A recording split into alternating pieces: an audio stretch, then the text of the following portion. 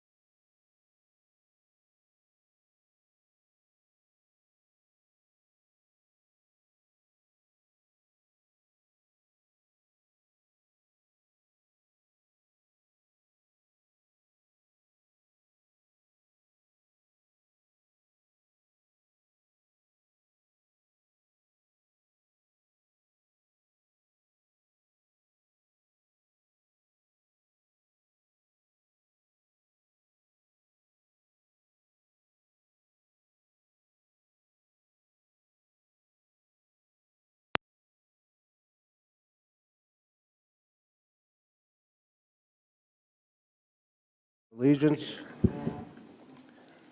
I pledge allegiance to the flag of the United States of America and to the republic for which it stands, one nation, under God, indivisible, with liberty and justice for all.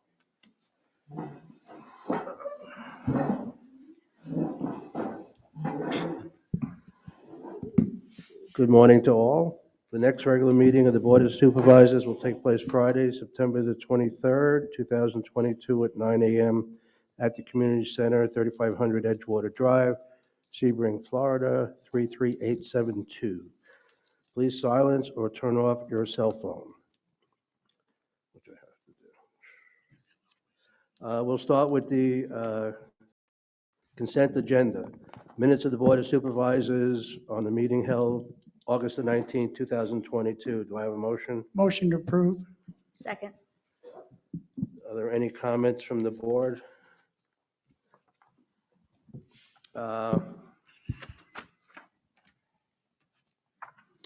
Just to make a correction on what I read. First of all, I want to tell you, I thought the minutes were very good. A little lengthy, but they certainly would give anybody an indication of what happened at the meeting if they weren't present. So that's very good. I'm very happy with those.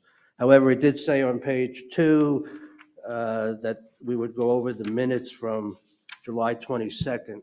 Obviously, we're not going to do that, so that needs to be corrected if possible. Just omit it. I'm sorry? Okay. That was the only thing that I had. Are there any other board comments? Any public comments on this? Okay. Supervisor Phillips, Yes. Supervisor Herrick, Yes. Supervisor Gilpin, Yes. Supervisor Hurley, Yes. President Brooks. Yes. Next is public comments. Anything pertaining to something that is not on the agenda to be discussed. Is there any public comments? Okay. Scott, I won't be able to say it. Korak, I've been practicing this all week. Scott will not be here today. He sent us an email. He's got something else came up. So we will see him at the next meeting, I assume. Action agenda, contract for general manager. And that was the item that we were just bringing forward from the last meeting. The board had approved to move forward on it, and we were really just asking the board for a consensus on any adjustment to salary or any other comments they want to make, or if they had any changes.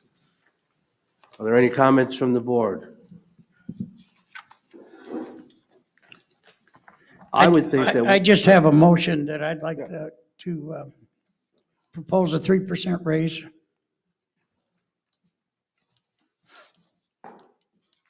Well. Can We need if there's a motion, do we have a second? I can't second. I will second it. Okay, motion and a second, so we can discuss. Let's first decide, how does the board feel about increasing the salary of the general manager? Forget about the number for a second. Do we have a consensus on increasing? Yeah, I agree. Yes. Okay, so state that we have a consensus on increasing his salary. So now it's a question of to what extent. Correct. So we'll go back to what Mike started with. Mike started with 3%. How do you guys feel about 3%? I'm fine with that. I think it should, I would propose in this particular case, because of what he's been able to accomplish for us, I believe a 5% is definitely, should be considered. I think he's I saved us. can't hear him. I can't hear what he's saying. I would propose that he gets a 5% increase because I believe that he has gone above and beyond what we would have normally expected from a first-year general manager. He has saved us significant dollars of around $600,000 that we don't have to pay because of his knowledge of the various grants and governmental funds that we have access to that we have never been able to get a hold of. And I just think he's well worth every 5%, at least 5%. I agree. Okay, Michael? Yep, that's fine with me. I mean, I think the cost of living has gone up a lot more than 3% or 5%. Yeah, but we can't do it. So, I mean, I think that we should even look at that. The cost of living has gone up 12%. We want to give them 5%. I mean, I just think across the board, we should do it for all the employees. To We're be not fair. talking No. about, we're not talking about all the employees. Right, I understand that, but you asked me my opinion, I'm giving my opinion. I think it should be done for all the employees. I mean, he's done a great job, and he's brought us a lot of money, and that's exactly what we need. So yes, I support it. Okay, so I'm hearing, it sounds to me like we're more towards 5 than we are 3. So do we need a motion to change it from 3 to 5? I'll make I that, think we technically have that, because We have that. Mr. Herrick proposed 5 and Ms. Phillips consented or agreed, so we have a motion and a second for 5. So, And he agreed. So we have a vote for 5. yeah, if we take a vote right now, it's for 5. Well, before we take the vote, then I have to do public comments. Yes. Are there any comments from the board? Are there any public comments? Then I understand what's on the table is to take a salary up 5%, I guess effective October 1? Yeah, that would be correct. That would be so the contract is attached as an exhibit to or as part of the agenda package. And so basically that's what we would be doing, is we'd be increasing the salary portion to 5%, I mean, by 5%. So unless there's any other proposed changes, I mean, that can be that's the current motion. And so if that's what you vote on, that's what'll happen. Well, outside of the salary, I do have a question pertaining to the contract. Sure. On page 2, under C, I would like to see that reworded to say that if the district manager decides to hand in his notice of 60 days, that he hands it in writing to the board, Okay. if nobody has any objections to that. No, I agree. I think that's a good idea. It gives us a chance to find somebody quicker. Run to the president, or just, my recommendation would be to the president. That's fine then, that's fine. Who would then turn around and send it to the board members. Right. well, I really thought that would, because when Tanya resigned, and I was president and I got the resignation. So I thought that's what we did, but I'm okay with that, so, There's a reason. okay. I just would like that in writing. Okay. Other than that, are there any other corrections to the contract as it is, or we'll just vote for the salary increase? Can we can, and just since we're going to be changing it, do we want to go ahead and remove I think there's a probationary period clause in there? That's Yes. my recollection. I think we can probably remove the probationary I'm fine with Wording. that. You guys okay with that? Yes. Okay.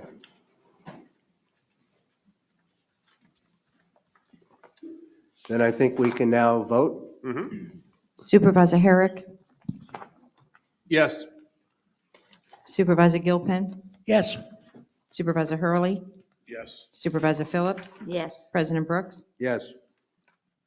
All right, so I'll get those changes made and we can I'll get it over to you for signature next Okay. week.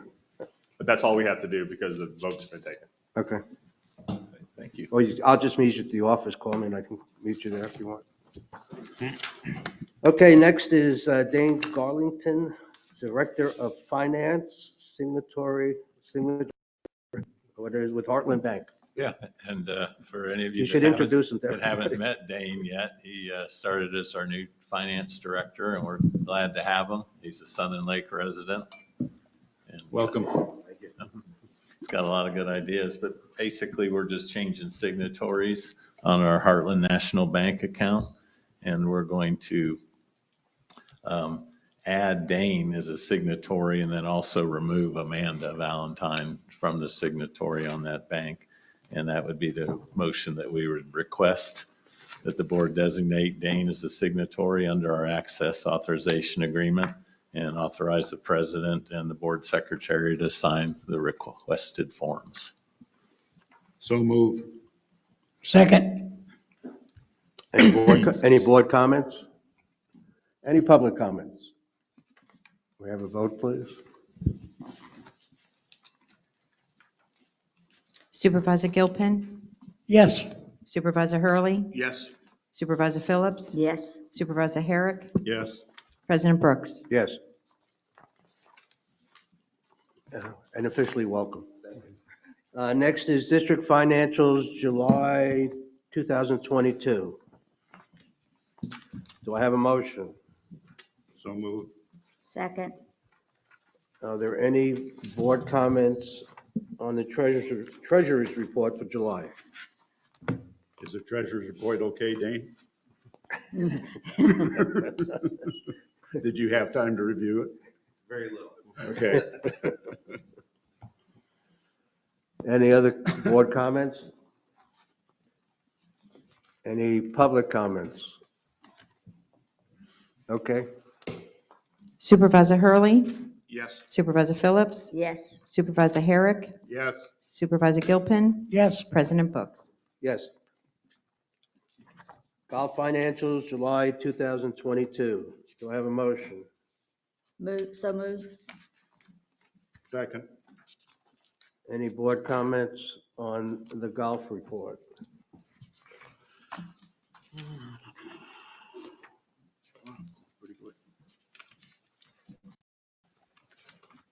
I'll tell you, Mike. I know we're doing well, but just because I was curious, I went back to 2017 of July. And this is just an FYI. I know we've gone through a lot of pandemics and all kinds of good stuff. But the numbers that we were doing in July of 2017 are actually greater than what we're doing in July of 2022. So, and my point, or I can show it to you, but for example, the food, July of 2017, we had done 828,000 through July. And on this current report, it's 626,000. And I guess I'm bringing it to your attention because as well as we think we might be doing, we have a tremendous opportunity ahead of us. We owe ourselves 200,000 just to get back to where we were 5 years ago. And that's, And if you and look at that's the- not even using the current pricing. I mean, if you reflect it back to 2017 dollars or put $22, apply it, it would be a whole lot more than just 200,000. There've been significant price increases the past few years. So I'm just saying, there's a lot of business out there. Hopefully, we haven't scared everybody away. But there is some opportunities that we have to figure out a way to get people to come in and enjoy the restaurant and spend some money. On that subject, as long as we're on that, I'd like to see you quote 60,000 entrees being served, so I believe so far this year, or something to that effect.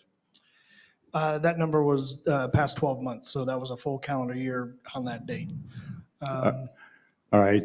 I'd like to see that number minus banquet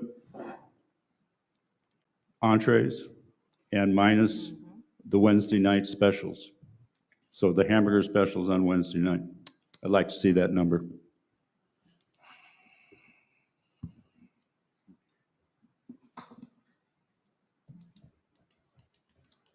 I mean, the other thing on the financials, well, I'll get into it later. Is there anything else that, from the board on this report?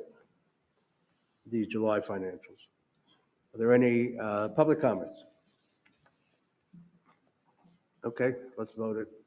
Supervisor Phillips, Yes. Supervisor Herrick, Yes. Supervisor Gilpin, Yes, Supervisor Hurley, Yes.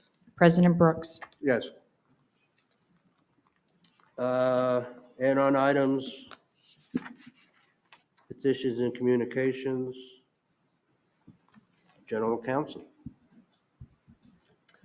Okay, the Avanti suit was, the amended complaint was filed on the 26th of August. So a response from Avanti will be due September 15th. If there's no, assuming there's no motion for an extension. When I checked last night, no such motion has been filed yet. So as of today, we're expecting a response to the amended complaint on the 15th. The Auckland suit is still under advisement, no changes since the August 17th hearing. So we're still waiting to see how that's going to pan out. But I think from my communications with Mr. Rose that he's expecting the suit to move forward, not to be dismissed, which is what we want. We want it to move forward. Do you have a date as to when they have to apply? No, once the court takes it under advisement, it's up to the judge. So it's at the judge's discretion. 5801 Granada, talked to code enforcement, which led me to the county attorney. It said the lien has been filed since May, so we're over 4 months of $150 per day fines. So I contacted code enforcement. I said, well, when do you guys usually foreclose on those? How long does it take? And they say, well, that's not up to us. It's up to legal. So they sent me over to legal and still have not heard back from the county attorney. But when I talked to his assistant, the assistant county attorney was who they told me would call me back, but he has not called me back yet. What I asked is when they plan to foreclose, if they have a timeline that they're going to adhere to, and if they do not have a plan for that, would the district be able to purchase that lien? And so that's if that's the board's desire, is to make something happen with that property as opposed to it continuing to sit there accruing, fees. Do we want, if the goal of the board is to take care of the eyesore, the way that I would suggest that could be done is the district could purchase the lien and then immediately foreclose. Since we're going through these other numerous foreclosures, we could possibly have that included in the foreclosure package that's being dealt with by the Sokoloff firm.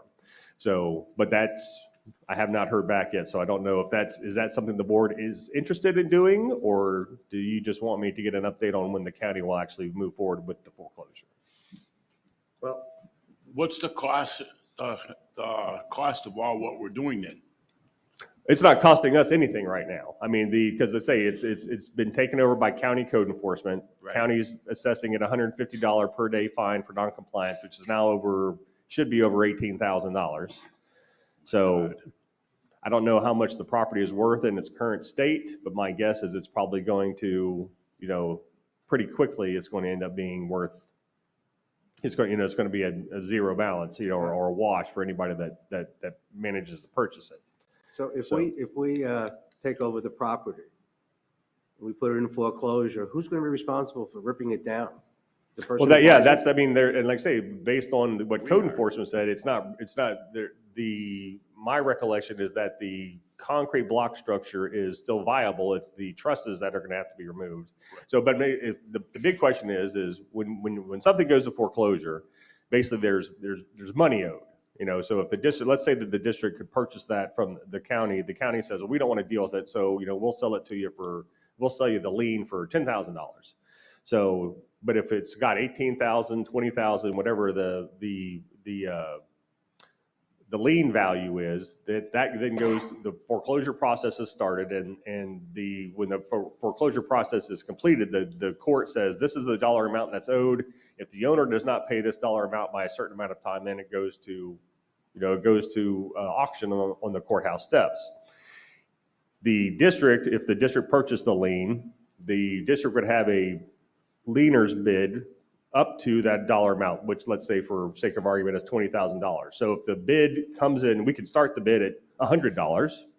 If nobody bids on it, then the district gets it back, and it owns it free and clear. But if they could bid it up to $20,000, and then whoever that bidder is would pay the district $20,000, and they would then own the property and would be required to bring it into compliance. So if it goes otherwise, if the district owns it, let's say the district gets it for $100, and then we could do what we want to with it. It becomes districts. So we could bulldoze it. We could, dedicate it to public purpose. We can do whatever we want to with it.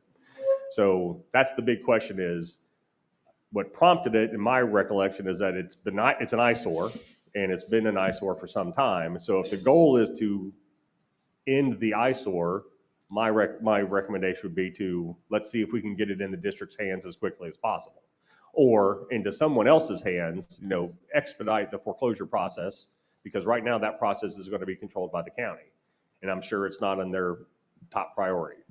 So it may sit there for another 6 months, accruing, $150 a day fines, and the county can choose, well, we don't feel like foreclosing on it right now, so we're not going to, and it just sits there.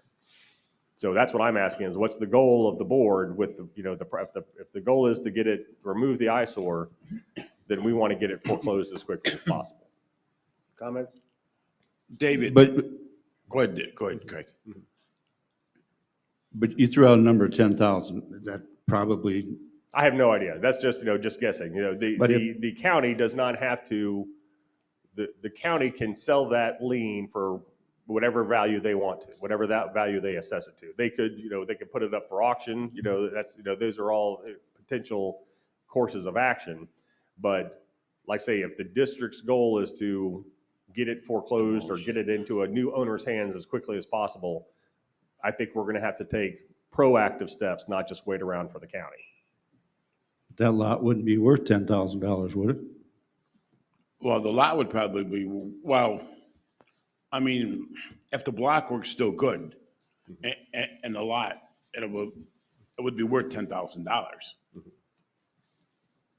Yeah, It just, I don't know. Is it worth it for us to chase or what? What's your Well, opinion? I'm hoping that, if the county, once I get a call back from the county attorney's office, we can say, look, this is important. It's been an eyesore for some time. The district would like this foreclosed as quickly as possible. Can you give us a timeline so I can report to the board? And if they say, oh yeah, well, if it's that important, we'll start the foreclosure process. If it's not dealt with by the end of the year, we'll start, if they can give us a timeline as to when they will, dedicate or promise to start that foreclosure process so it'll get into a third party's hand, then I could bring that to you and you guys can make a decision. My guess is unless I'm, poking the bear, it's just going to sit there. So.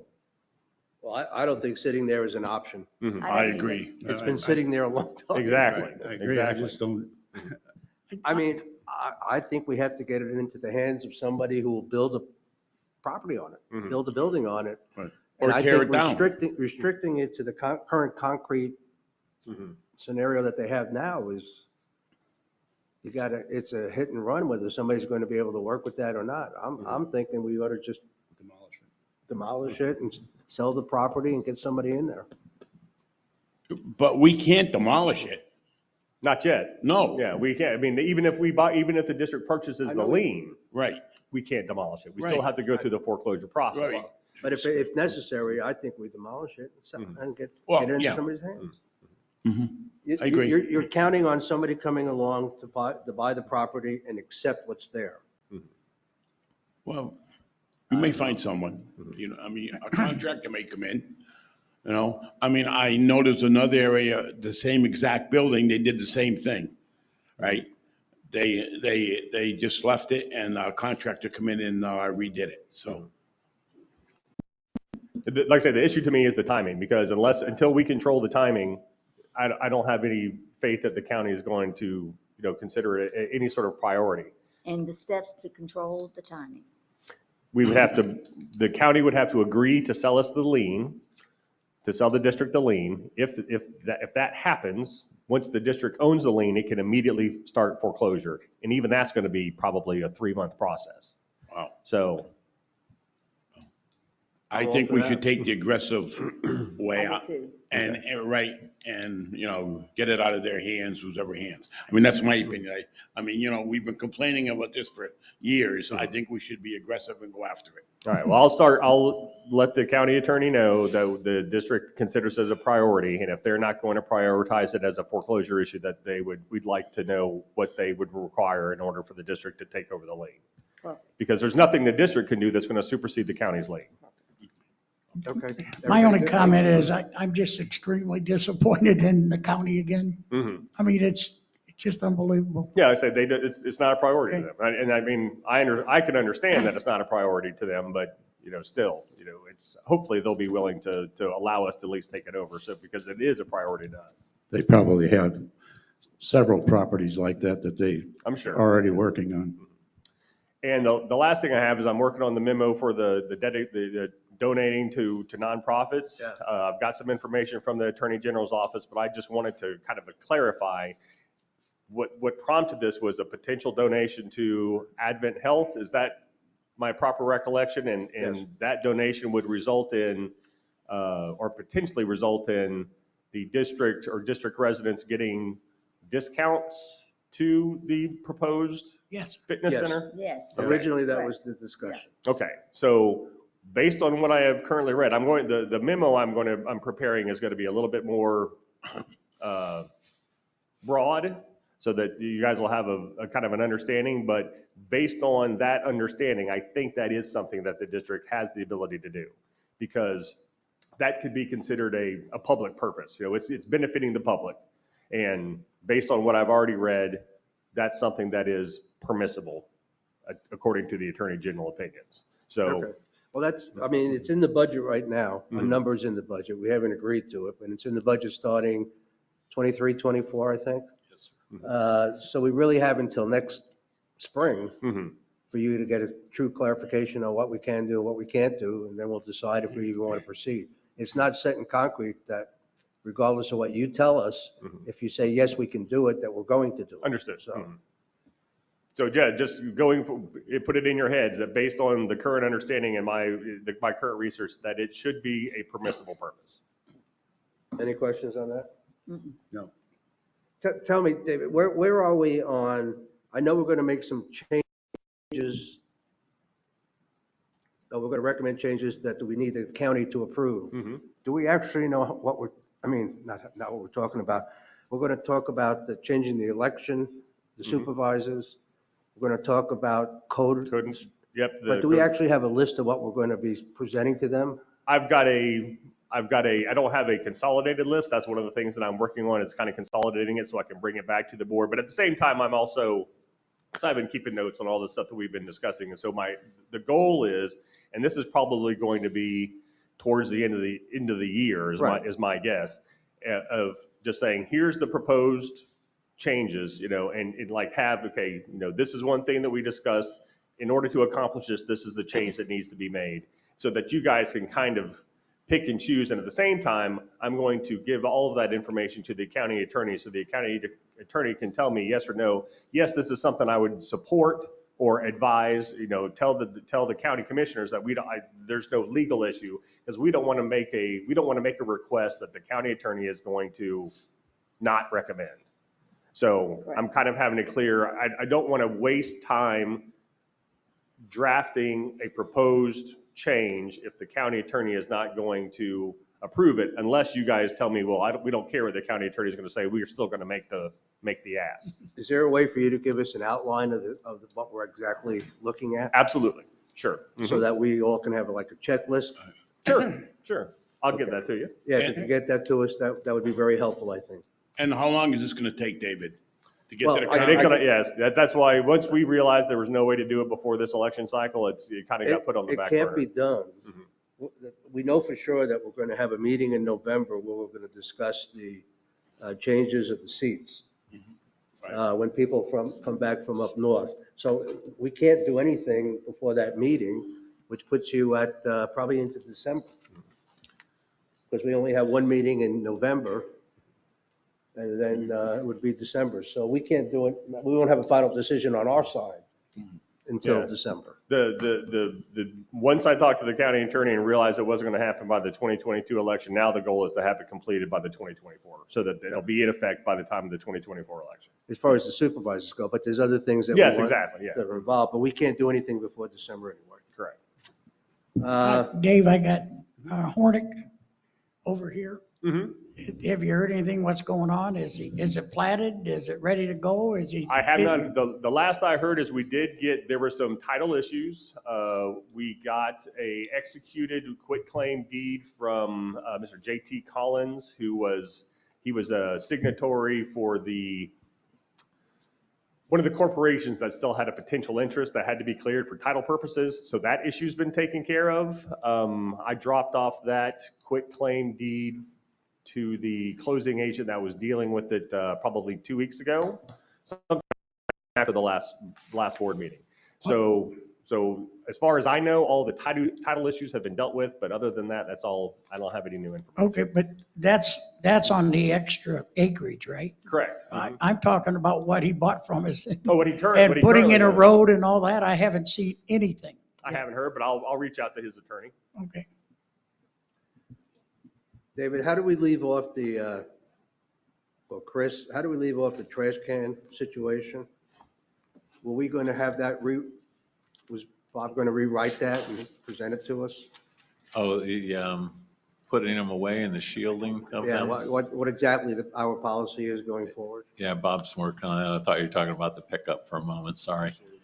We did hear from the county yesterday, Bob Diffendorf, and that's going to be scheduled very soon. No, I'm not talking about picking up the trash cans. I'm talking about, we talked about finding people who don't present the trash, don't take care of where the trash cans are.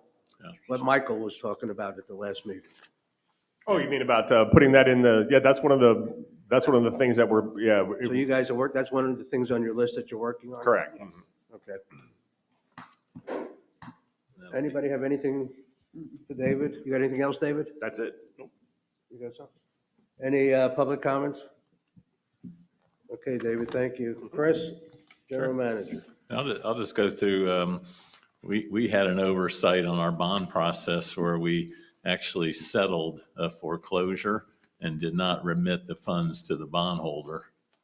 And it was our mistake. We closed it, allowed the closing to move forward, and we reviewed all the other transactions that we've done, and that was the only one. But it basically was a $6,125 mistake that the files were closed and we did not remit that amount on the final closing. We have the safeguards in place. It doesn't happen again, but it was really just between staff changes and people trying to figure out how it all worked. But it's a mistake and it's going to cost us that amount of money, and we'll pull it from the land sales fund for those foreclosures. Okay. But isolated incident. I think y'all might have seen in the last utility bill, we mailed out our consumer confidence report. It was past the regular due date. I'm not sure if we'll hear back from DEP about that or not, but I had a few conversations with them about it. The last meeting too, we also brought up the request for street lighting for Manor Hill.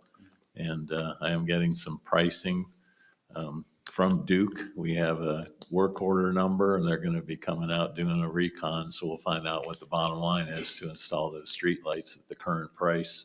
And we're looking at energy saving LED fixtures. Chris, Yes. Manor Hill's not the only area that's been asking for lights, Right.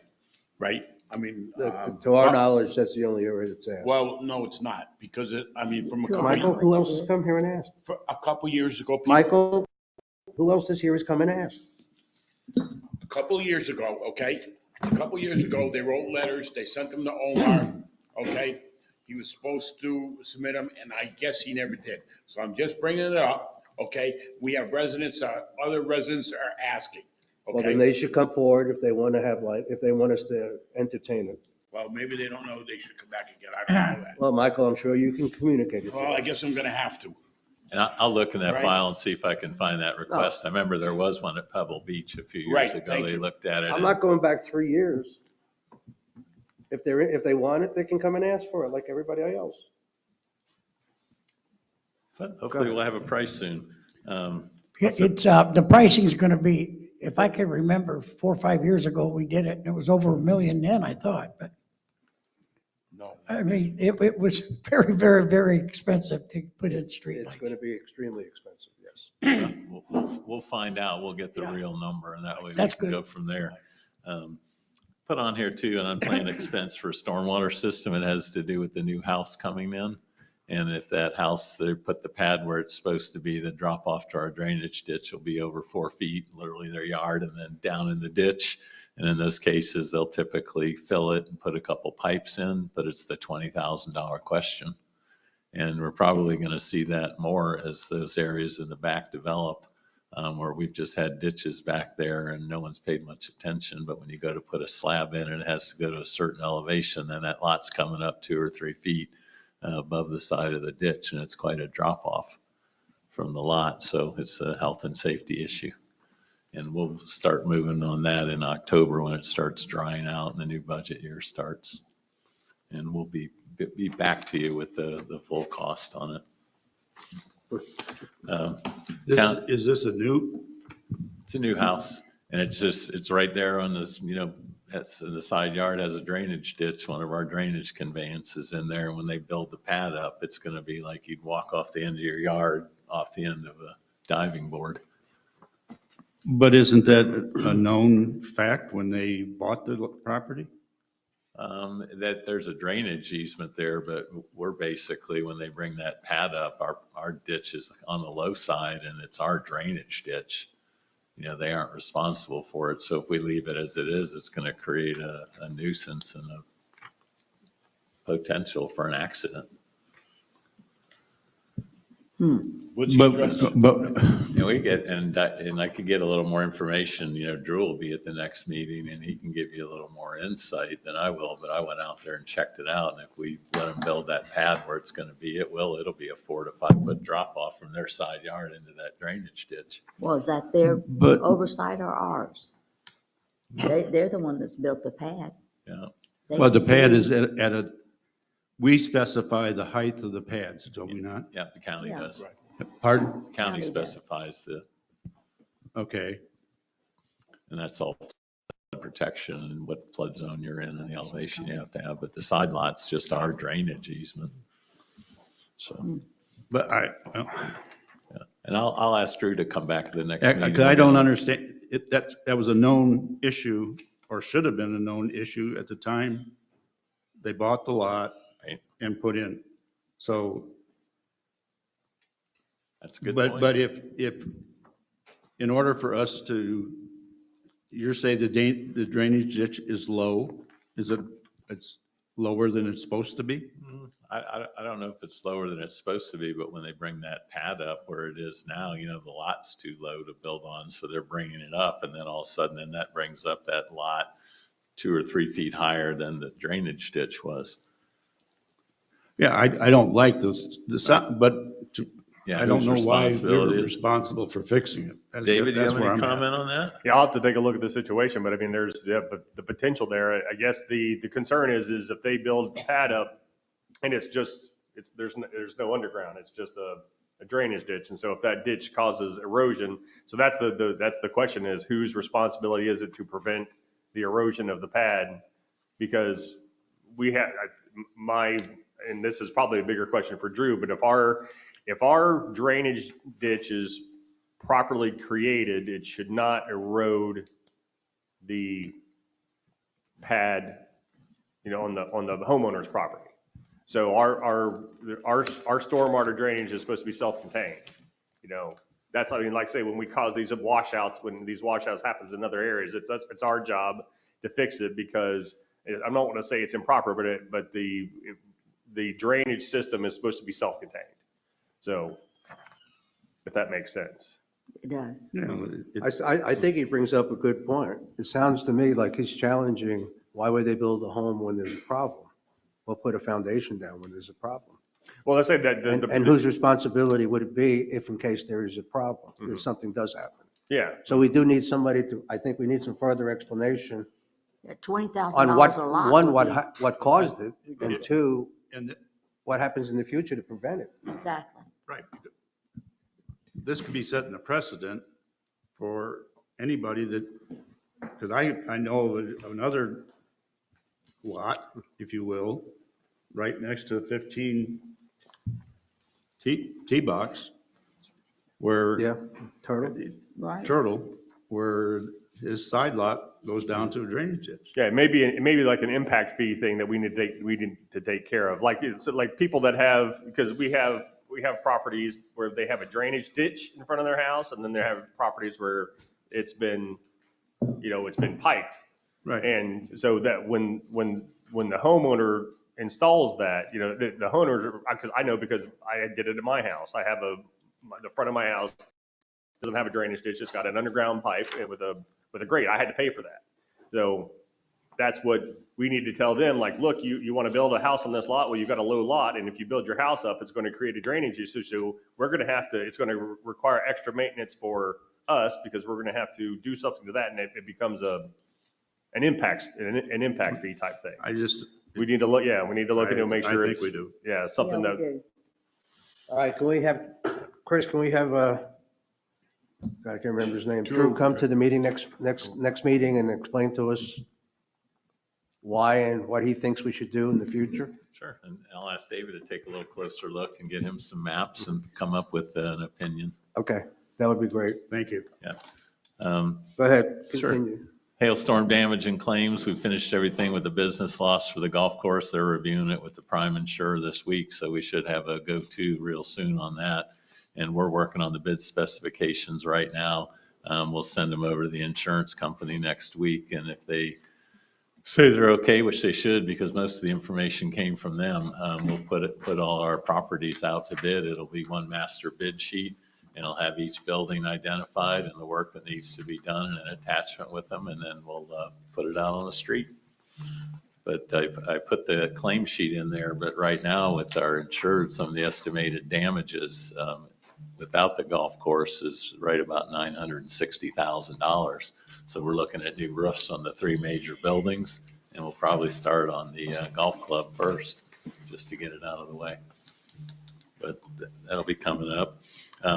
Stormwater facility plan, we're wrapping up the stormwater one. They had some additional questions for us. Drew was working on that. I'm working with Dane on the financial forms that they require, and we plan to resubmit that to them by September 15th. And then we have some additional information they requested on the wastewater facility plan, and we'll move directly to addressing those questions and getting the final on that. On that stormwater, I can't remember, is that going to be a 2-year project? How long was it going to take to 2. do that? Yeah, we're looking at 2. 2 years? Yeah. Okay. And we finished work on the rebuild of the elementary school lift station, spent $27,404. And that's kind of the utility business. Anytime you touch something, it's probably going to be $25,000. Master lift station generator, that generator was at 65,000. All in will be at 72,082. That generator, the new one, was delivered. It's put on a new slab. Air and Electric will be hooking it up next week.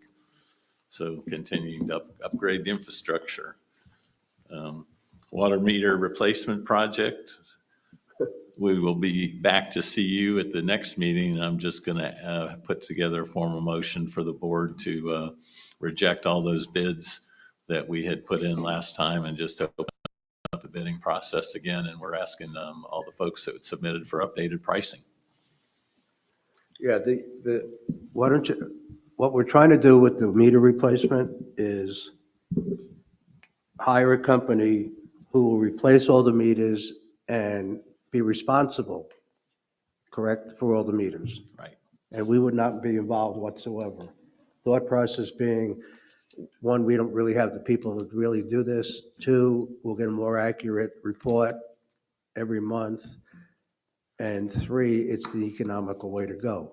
What we're going to need from the board is a vote to go ahead and go forward with this, because if we decide at the first meeting of October that we want to do this with a particular company, it's going to take 40 weeks to get the equipment, if I'm not mistaken. And then it'll probably take close to 4 months to get it all installed. So we're looking at, if we approve it in October, not getting it finalized and implemented fully before next November. Yep. And the 1 more year. we delay on getting this accomplished, the longer it's going to take to get it done. So I think we have to be prepared when Chris comes to us with recommendations to act on it immediately. And what we did last time is we put out a conventional bid for a company to come in and provide meters, meter boxes, and do the installation and put the billing system in place. And we also had under consideration metering as a service, which is almost like you're leasing the equipment. There's a couple big providers that do that. That wasn't included with our original bid specs, but we're going to add them this time so we can get the hard numbers from those people. And sometime it can be a little expensive on the overhead side, but until we see what that number is, and we'll compare it against the regular purchase and installation. But we're going to add that to the next contract. And there's 2 or 3 people that have come in to visit with us that are interested in the project. Okay. Repeats from the last time? We'll- Same ones? Yeah, from the last- we'll ask all the folks if they want to submit new pricing, but what we'll do too is add metering as a service. And the bid sheet's a little different, but we'll add that in so they can put their proposals in and be considered. Okay. So, and ongoing, I just have a note here. We have a webinar coming up, Supervisors' Responsibility for Safety. Through our insurance company. It doesn't cost anything. It's about an hour long, and we bring all the supervisors and managers in to help reduce our exposure and liability. And we also have 3 employees that are going to be attending the webinar from the Florida State Institute of Government on records retention requirements, what we have to keep, how long we have to keep it. And we'll also use that to set up our new scheme for our server. So it mimics all our legal requirements. So if somebody asks us a question, those files will be exactly where they should be according to the nomenclature from the State Institute of Government. And working with Dane, he's coming together with a new schema for financial reporting. And also we can structure all our projects so we're reporting up into the financial system. So anytime you want an update, it'll be easy to accomplish that, more current information. And this is just a shot over the bow I'm taking, but we're starting to get basically overrun by all the service calls on these small septic systems that are out there.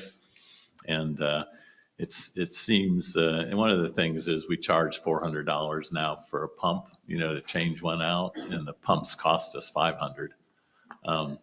But somehow along the line, I guess it's become accepted here that if someone has a problem with their septic system, they call us and we go out and fix it. Whether it's a lid there, a wiring issue.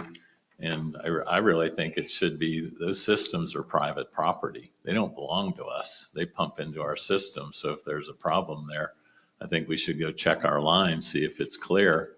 And if it's clear, tell the people, well, there's a problem with your system. It might need to get pumped. You might need to call the plumber. You might need to have it serviced.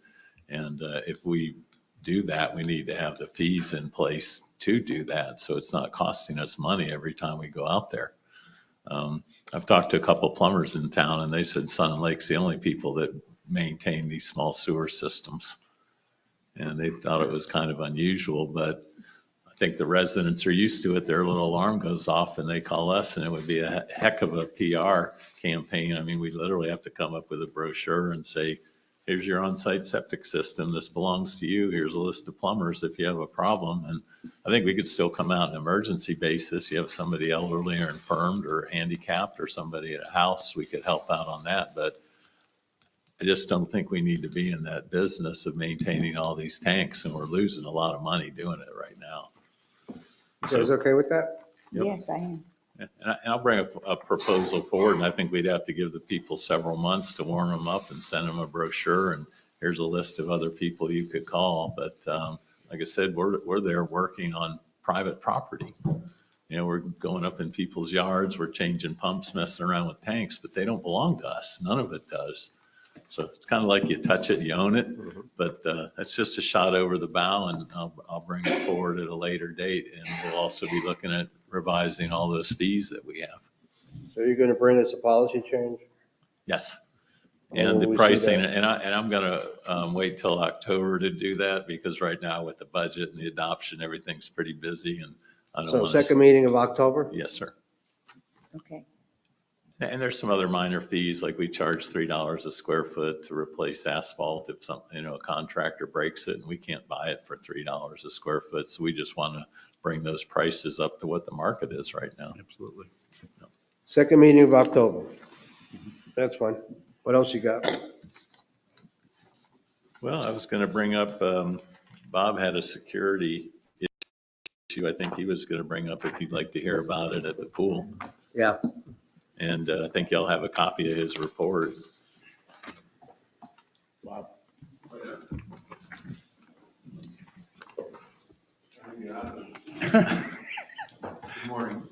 Keep trying. Yeah, Hasn't keep worked yet. trying. You got to say your name. Robert Hiltz, and the code enforcement and security. Well, so tell us what happened. We were notified of a complaint inside the pool. Which, you talking about the pool one or the one outside? Tell us what happened on Sunday. What happened on Sunday is what started the call is I received a call when I was not working about a problem with a fight outside the pool area in a non-cameraed area. So we don't really have a camera view of that area, and it was apparently two groups met here, and it was for the purpose of some kind of an altercation. Cheyenne came out when she heard the noise and said, "Hey, look, I've already called the police. You need to get out of here." Well, half of the group went into a vehicle and left. The other group went into the woods. And just after they entered the woods, Cheyenne heard 3 gunshots clear, where the police were called.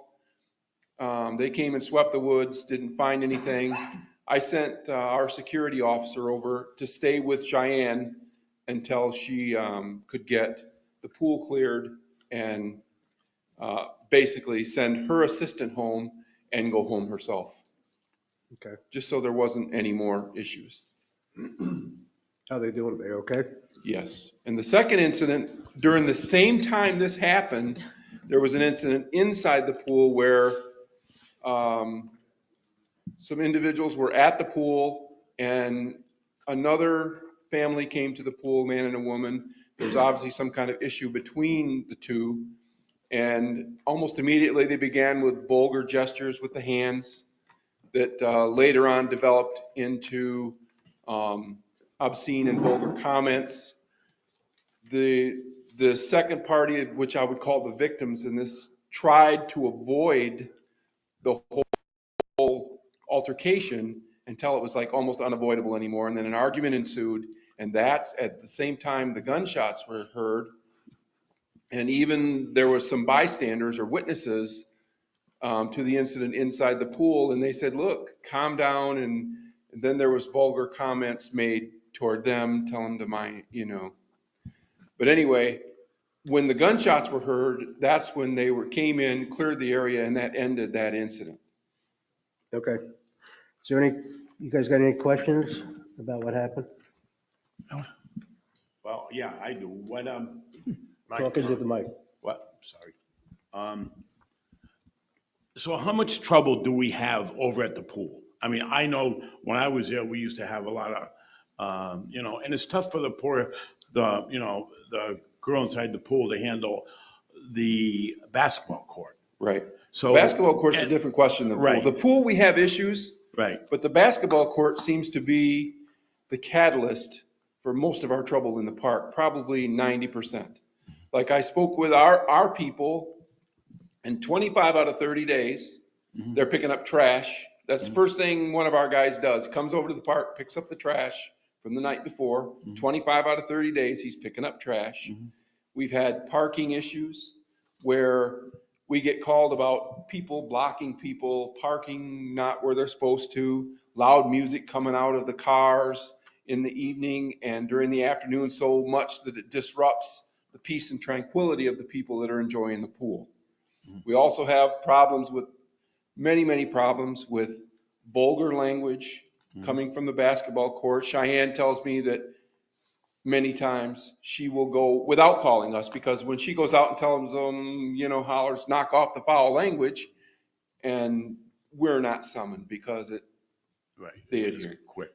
Does this incident on Sunday have anything to do with the basketball courts? Other than a reference point. Other than a reference point. That's what I'm saying. Okay. I mean, they meet, these aren't even our kids, Mr. Brooks.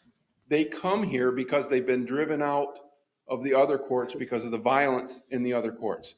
Now they're coming here and it's becoming our problem. Well, were they playing basketball? No, So there was just, let's meet at the basketball courts at Center Lake. And exactly. We'll This duke it is- out and see what happens. Right, this is the reference point. So But we closing the have so basketball- many problems. Closing the basketball courts would not have changed what was going to happen. You don't know? Other Because than it was they a meeting- knew, it was a other than meeting that's place. the location they knew to meet. That's what it was. Now, a few years ago, we did remove the basketball baskets because we were having trouble a few years ago, the same thing. And I think we took them down. Ariel, and maybe you can help me with this. When we took the basketball hoops down, it was like for 3 or 4 months, and we didn't have the headaches. And then once we put them up, it all started again. And like Bob said, it's not even kids from Sun Lake, it's kids from the outside that come here. I mean, I think in the past, when we took the basketball hoops down, what's your opinion of what happened? Well, when we took the basketball courts down before, they were down for I think we had them down for 4 months. Yeah, I don't remember. Our complaints in the park went to zero. Okay, let's try and stay with this incident first. And Okay. let's clear this up, and then All if right. you'd like to talk about Yeah. All the right. basketball courts, we can talk about it. So what do we think we should do? I think we ought to change the way we do the cameras. I believe one of the fights was outside the front Yes, door. in a non-cambered area, yeah. So I think we have to address the camera situation, security situation around the community center. If it means adding 1 or 2 cameras, obviously, at this point, we probably should do that. And we probably shouldn't wait for a budget. Right. I think that needs to be That would be done my quickly. first recommendation. Yep. My second recommendation would be, since we know who these people who abused the policy of the pool is, I think we ought to suspend them. Absolutely. I agree. I think the only thing that I can't decide on, that I need, if we agree to suspend them, is for what period of time. How long, yeah. I mean, that's something we'll have to decide today, but I don't think we can let something like this go without somebody Right, being exactly. penalized. It's just unacceptable, because they did this in front of kids, I assume, in front of other adults who had nothing to do with this. What's ironic about this whole situation is both these families that were involved in the altercation live next door to each other. Well, my blessings for both of them. Well, right, but they don't have to bring it here in front of all the Exactly. kids. They don't need to bring it The here. And it's kids an and the ongoing residents. neighbor dispute between the two families. I agree with Ray. I think we should, suspend them at least 3 to 6 months. Well, the Would- first would we also- suspension is I mean, what usually do we 30 do? days. What's our policy for the golf Well, course? I don't, 30 do we days. have a policy for this at all? If we don't, that's another issue. Yeah, that we that's probably- the first thing that came to my head is we need to develop a policy, and it's usually a three strike system or a graduated system where it goes, an initial suspension, a secondary suspension, and then a full year suspension. Well, a couple of, I think we have to get a policy for pool conduct. If I we would don't agree with, have I one, use the pool frequently and there are incidents there. then we have to have one for the Really? pool.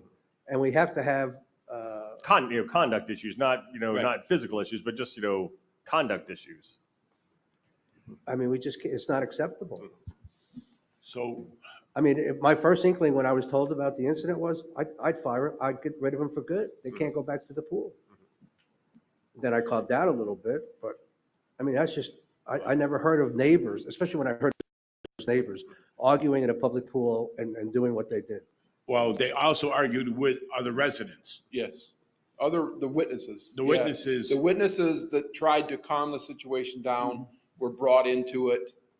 They said, look, this isn't the proper location for this. You need to calm down. And they were told, Yeah, one of the witnesses was our Yes. ex-district manager. Right. now, part of this is also due to intoxication. What? Well, I They were assume part of the drinking. do we have an alcohol policy for Yeah, the they pool? I just think, They why can't can't have we it, yeah. introduce some kind Well- of policy about no alcohol in the pool? I think Ariel already has a policy, right? Oh, okay. No, Do we have one? we do not have a policy that they cannot drink at the pool. They can't have glass at the pool. Okay. Now, how Can't about have what? alcohol? They can't have glass Well, Oh, I bottles. got you. Okay. But It how about sounds- alcohol? I happen to agree with can have- Michael. I don't think They can. alcohol should be allowed at the I pool. agree. I agree. I agree. You guys, I mean, Oh, absolutely. Got no problem with it. so I don't know, do we have to write a policy? Well, we can bring one back at the next board meeting. I think what they've done in the past is just mimic kind of what golf has, which is that 3 strikes progressive discipline, but we can bring that back and also I want approval to these, suspend. my vote is for these people to be suspended. Yeah. Well, let's make sure we Now. have, There's no 3 Oh, strikes. yeah, I think that's part of our golf policy right now. Like, if there's violence on the golf course, like if there was physical violence, I think we've got the power to suspend somebody instantly. There's no, Mike, Mike, is that correct? Okay. That is Then correct. apparently we can do that. so I think we can mimic. When the did you golf just do it? yeah. we've done Well, that we had a before. current issue that's still unresolved after a month. Pardon? All right, let's Let's do, let's stay here. Yeah, we'll get something, Yeah, I let's can stay get with- something developed. I'll get with Chris and Mike and we'll put something together. So, we can just make it global. We can say it doesn't just have to be golf courses. It can be all recreational facilities within the district, or this is the conduct policy. And because, If it why would we pertains want to behavior, I have no problem with saying all recreational facilities. Yeah, I because think why it- would we suspend somebody just from the pool? Well, If it should someone's be going to all. come, we It would should be suspend them from all recreational facilities. One policy for the district? Yeah. but Ariel, before was there, it sounds to me like they were all members they're not golf members, right? I can't confirm whether or not they're welcome. It sounds to me, and everybody's fees were paid and signed and everything to go in there, and so on and so forth, okay. Okay, Yeah. because this sounds, the neighbors, the names don't sound familiar, they're not golfers. No, and I know I believe both And of there's the fees families involved in all are this. regulars at the pool. I know at least one of them is. So, and just for reference, we have typically implemented that similar policy to golf. Over a year ago now, when we had the incident here in the community center with a resident in a physical altercation, that's how we handled it as well. So basically from that point forward, we have had a code of conduct that we have said is implemented throughout all of the districts. If I remember So- correctly, that incident was a 30-day suspension. I believe you're correct. it was. When they we sign should those suspend- things though, right on there says stuff about their behavior in the pool, I'm sure. Yeah. They get a copy of the rules and what's expected and So we have the ability to Well, suspend both of these I would people like- now. I would like, believe if so. possible, I believe so. Yeah, she pays to get in there. I would like for the board to decide what period of time we're going to suspend their privileges at the pool. So we can at least get that done today. Then you can write the policy. We can look at that at the next meeting. But I think we got to act now. I don't think- want these people back at the pool right now.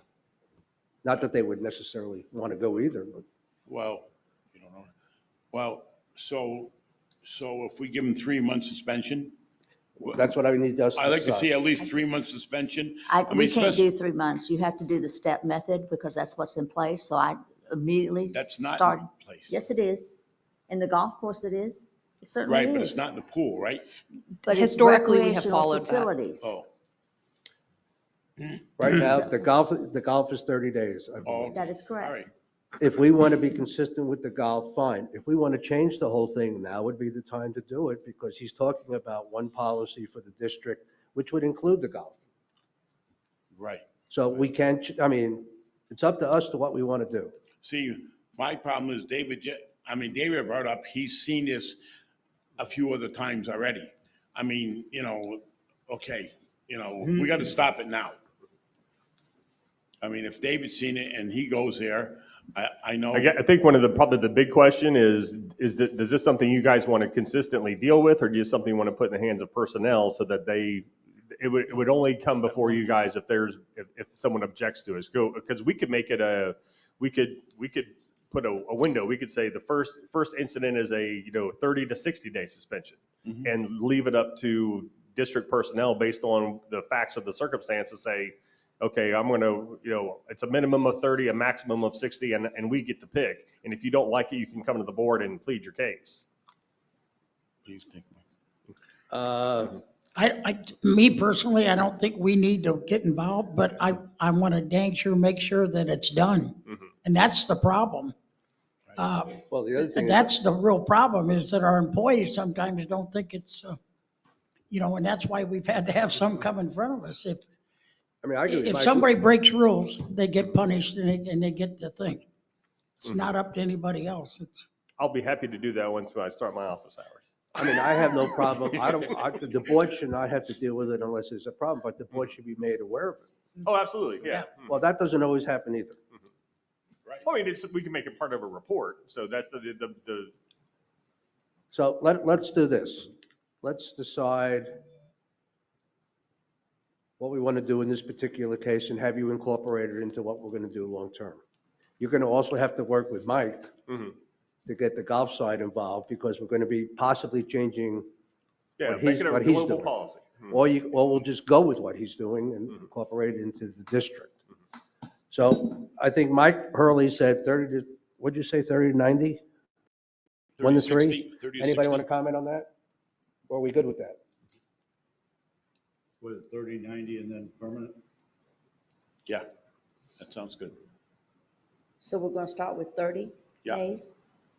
That's what he said. You're saying start with Yeah, 30, start with 30. go up to 90, and then you're Bob, are done? you okay with that? I mean, Well, I just think you and Ariel are the ones, have to deal with this, so. Well, I would think the degree of the violation should be in there also. I think there are certain things that should be immediate and revoked. If certain things occur inside That's the a good pool point. area, Good point, yeah. I don't think we should give 30 days for some people. If they're going to act like a horse is behind when they come in there and it gets Were out there of punches control. thrown? What's that? To your knowledge, were there any punches thrown? No, it never got to that state, Okay. no. Well, that to me would be, Right. Yeah, I would I say think you're that should be a referring revocation. If Yeah. there is an actual physical Yeah. altercation, that should be revocation. I would agree with that. Yeah, I think any criminal, I mean, not somebody doesn't have to be found guilty. I mean, if someone's arrested, for quote unquote criminal conduct, I think Yeah. we can make that, yeah, you're done for 12 months. You're suspended for 12 All right, months. so these people were just screaming and cursing. What do you guys want to do? 30, you want to go 30, 60, 90, you're Yeah, out? absolutely. Yep. Effective immediately. You're I okay? mean, Fred? Or you want something else? No? No, I'm fine with that. We'll get into it more here. This is a separate issue. Okay. I'm fine with it. Okay, I look at, yeah. Michael? Yeah. Okay, cool. I guess the suspects will be suspended for 30 days pool privilege. So just for clarification, so that we know how to proceed with this particular instance, are you suggesting that we suspend the family that instigated this No. argument, or are you talking about both? I'm talking both. Just so that we're clear, they're because I don't neighbors. want to misconstrue or I- make any assumptions here. Well, they both ended up screaming at each other, right? Exactly. They both were involved in it, so to Exactly. me, I happen to agree with, I think both is probably the way to go. Okay. Yeah, I think 30 days for, if they don't like it, they can come plead their case. Just, it's that simple. So, So who will the letter come from? Chris would be Chris. my recommendation. Good. District manager. Good. I'll take it. We'll bring a policy back to more formalized and also to drop alcohol from acceptable use. In the pool. Absolutely. That's a good Please. idea. Well, let's send a letter to them, suspending them immediately, Chris, if you I was could. going to say, Bob, can we work that out that we could have We'll the serve it. delivered as We'll opposed serve to it. sending Or it I'll through serve it myself. Yes, the I snail think you- mail? I don't want to. I think you should delay serve that. it. Miguel and I will go together. even. Right, exactly. All right, so we're going to Right. suspend them for 30 days. Mhm. We are going to write a policy. global policy, all conduct on district recreational amenities. Right. And then we are also going to work on the security cameras so we get a better view of what's going on around the building. And we And that, don't we're need, not going to wait for budgets, that we're going to do Exactly. now. exactly. Do we have a policy? I guess Cheyenne did a pretty good job from what she was supposed to do. She did. But did she have anything to go by in her office in case Cheyenne's not there? In other words, let's say it's Cheyenne's assistant or something like that. So another girl there. Do they know what to do? Is there something that is on the bulletin board or published that says, if there's an altercation, here's the steps? I'm not really sure, but the assistant was there at the time and she saw exactly what happened, so she knows. I'm But trying to just look in the saying, I future. don't know that, but I'll find out. If there's no policy for that, we should get something in writing for them so if Postable, somebody's there yeah. knows what to do. Exactly. And make sure they're trained to know what to do. That's all we have to do is train them to know what they do. Well, yeah, that's, Yeah. I assume the training would be part of Right, it. well, let's just make sure we do that. So it's really, so we're going to do suspension, policy, cameras, and check out the other policy for action Right. when something happens at the pool. Yes. We're all in agreement. Yep. Do we do public comments on this? Sure. Anybody want to comment on this? I do. Well, you got to come up.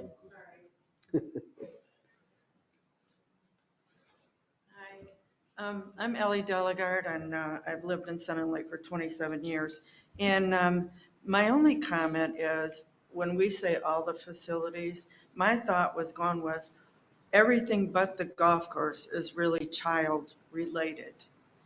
And I think the suspension for somewhere around children should be greater than out on the golf course if they get in an altercation. That's just my opinion. With that, I'm thinking of these kids in the pool and this going on, it's like, they should be suspended for 3 months minimum on that point. Get the point across to them with that. You cannot talk like this, excuse me, around children with that. If they go to the playground, if they go to any other facilities with that, they play tennis, they do pickleball, they don't do shuffleboard because that's old people, but that's my opinion. So if you would just think about that part of it too, Thank you. I'd appreciate it. Any comments on that? I knew we couldn't. I kind of think she's right. don't That's just disagree. my personal opinion. Yeah, that's true. Bill Norcross, resident. This is the first I've heard of it. And, I completely agree with everybody, an immediate suspension and possibly a complete suspension of their privileges. What I'm concerned about is the gunfire. This is the first I've heard about gunfire in the woods emanating from an altercation maybe at the basketball courts. Yeah. Now, I know you're gonna penalize people that come over here that have a good time, but maybe we should put up a sign that says, look, basketball courts are suspended for a short period of time for repair. And that would be a good idea to maybe this gang that comes over that wants to play basketball finds another place else to do their arguing, fighting, and firing of guns. It's very, very serious. Thank you. They weren't playing basketball though. No. So Yeah, they were. do we want to, I'm sorry, go ahead. Good to see you all, Robert Edler, resident.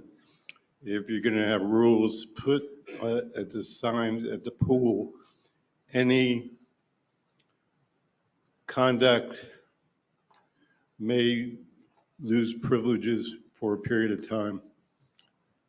Post that We can put prior that to up. them walking in the pool area or in the pool area, sign in the office where you sign in. Well, if we come up with a policy, we certainly should post it. It'll be posted, and we also have very similar verbiage on the applications that are signed. So it's on the rules. I know it's on the application that basically says that memberships are non-refundable. And so if, something is to happen, especially, with regards to the rules and breaking the rules or disorderly conduct, your membership can be revoked without a refund. Other questions about something I talked about in the past about school crossing sign. School crossing sign? Sign on Ponce de Leon that's faded. And is that going to be addressed at all? Which sign was that? Where was it? Past the circle, about half a block on Right. Ponce de Leon. Right. Bob, We did, I think Bob might have something. Bob? Go ahead, Thank you all. Bob Brumfield, Road and Drainage Supervisor. We've ordered a sign, but we've also ordered quite a few other signs, and they're just way backed up on getting any kind of sign. Did you order the sign he's talking about? Yes, I do. Okay, Yes, I do. that answers that. Thank you. Bob. So, do we want to entertain the young lady's challenge that she thinks it should be 90 days, not 30 to 60, 90? Well, I mean, I will tell you personally, I think she's right. When it pertains to kids, Right. it's a And lot different than adults. And I agree because of what happened. That's when the third party got involved and the person was telling them, I got kids here, please stop it. And it got worse because that's when they went after him. So, I mean, I actually agree with her. I mean, I I don't didn't think we think. have any legal issues. If you guys want to make it 90 days, I don't think there's anything legally they can do to stop us. Even though we don't have 90 Correct. days written anywhere? Yeah. Correct. It's our property. That's fine. Mhm. That's I fine. agree. I think that was a good point. 90? Yeah, that's fine. I mean, 90 days. I'm not gonna I'm okay argue with that. about something like that. No. I don't have a problem with it, but if you're talking a blanket policy, then that needs to be applied to all of it. Golf and, because we do have kids that go out on the golf course. That's true. I was thinking that same thing. Well, that's, like I say, that's why I think when we develop the policy, there'll be it's not going to be exactly 30, exactly 60, exactly. We'll put a window and that's going to be left up to. Put a 30 to 90 day window in on it. Exactly. And then. And in this case, we've decided it's 90. Right. Exactly. Correct. Mhm. Correct. Man. Is that okay? Yeah. Mhm. Fine with me. Like it. 90 days. 90 days. And Yeah, please write the policies so we can get them officially approved. Yeah, and I apologize. The talk about signage reminded me, I had a conversation with the Turn 2 people about their sign out in front of Tanglewood. They've got a 4x8 sign that that they're preparing. It's been used in the past at the same location, is my understanding from them. It will not be higher than 10 feet tall. It'll be basically right above the bush line. And they're going to use solar panels to power it. So there's not going to be no electricity will have to be run. And so they were asking permission to put that in.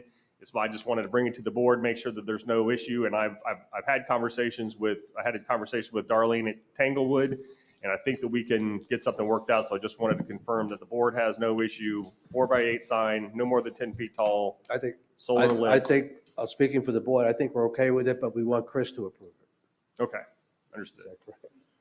Yeah. Okay. Okay. Ariel, the waiver they signed, that probably something like what they're saying should be on that too, right? When they come in, everybody that comes in with the guest has to sign a waiver, right? They come in and sign a waiver of liability. Okay, but there's nothing We'll on put the there we'll make explaining sure the that? policy, once the policy is official, we'll make that part of the. Okay. Right. And, Because- and typically when somebody comes in, what happens is whether you sign up for membership or if you're a day member, they give them a sheet of paper that says, enjoy your time here. Please take a moment to look over our rules for Okay. using the facility. So we're now done with that issue that happened on Sunday. Thank you. Now, Mike, brought up the basketball courts. I was gonna say, And I don't wasn't think we're there- ready to discuss that. So let's put on the agenda for the next meeting, if we think we have an issue at the basketball courts. Guys, do a little research. I want to know how many incidences were reported over the last 6 months. I want to know what we're talking about. Make a presentation to us. If you guys think that we should do something about keeping it open. What would it cost to fence it? Is that something you want to consider? Oh, fencing and it? what your recommendation would be to do?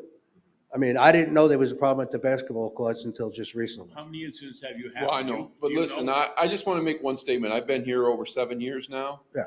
And if you want my opinion, it'd be a great spot for a swing set. A what? A swing set. Oh, Get rid of it. Well, why don't you do a little research before we put the swing set in? Because if you don't think kids are going to congregate by a swing set, Well, there's one thing, remember, I think we're forgetting here. These aren't our kids coming here. I know. And the reason they're here, Mr. Brooks, is because the court they're coming from is now called the blood court.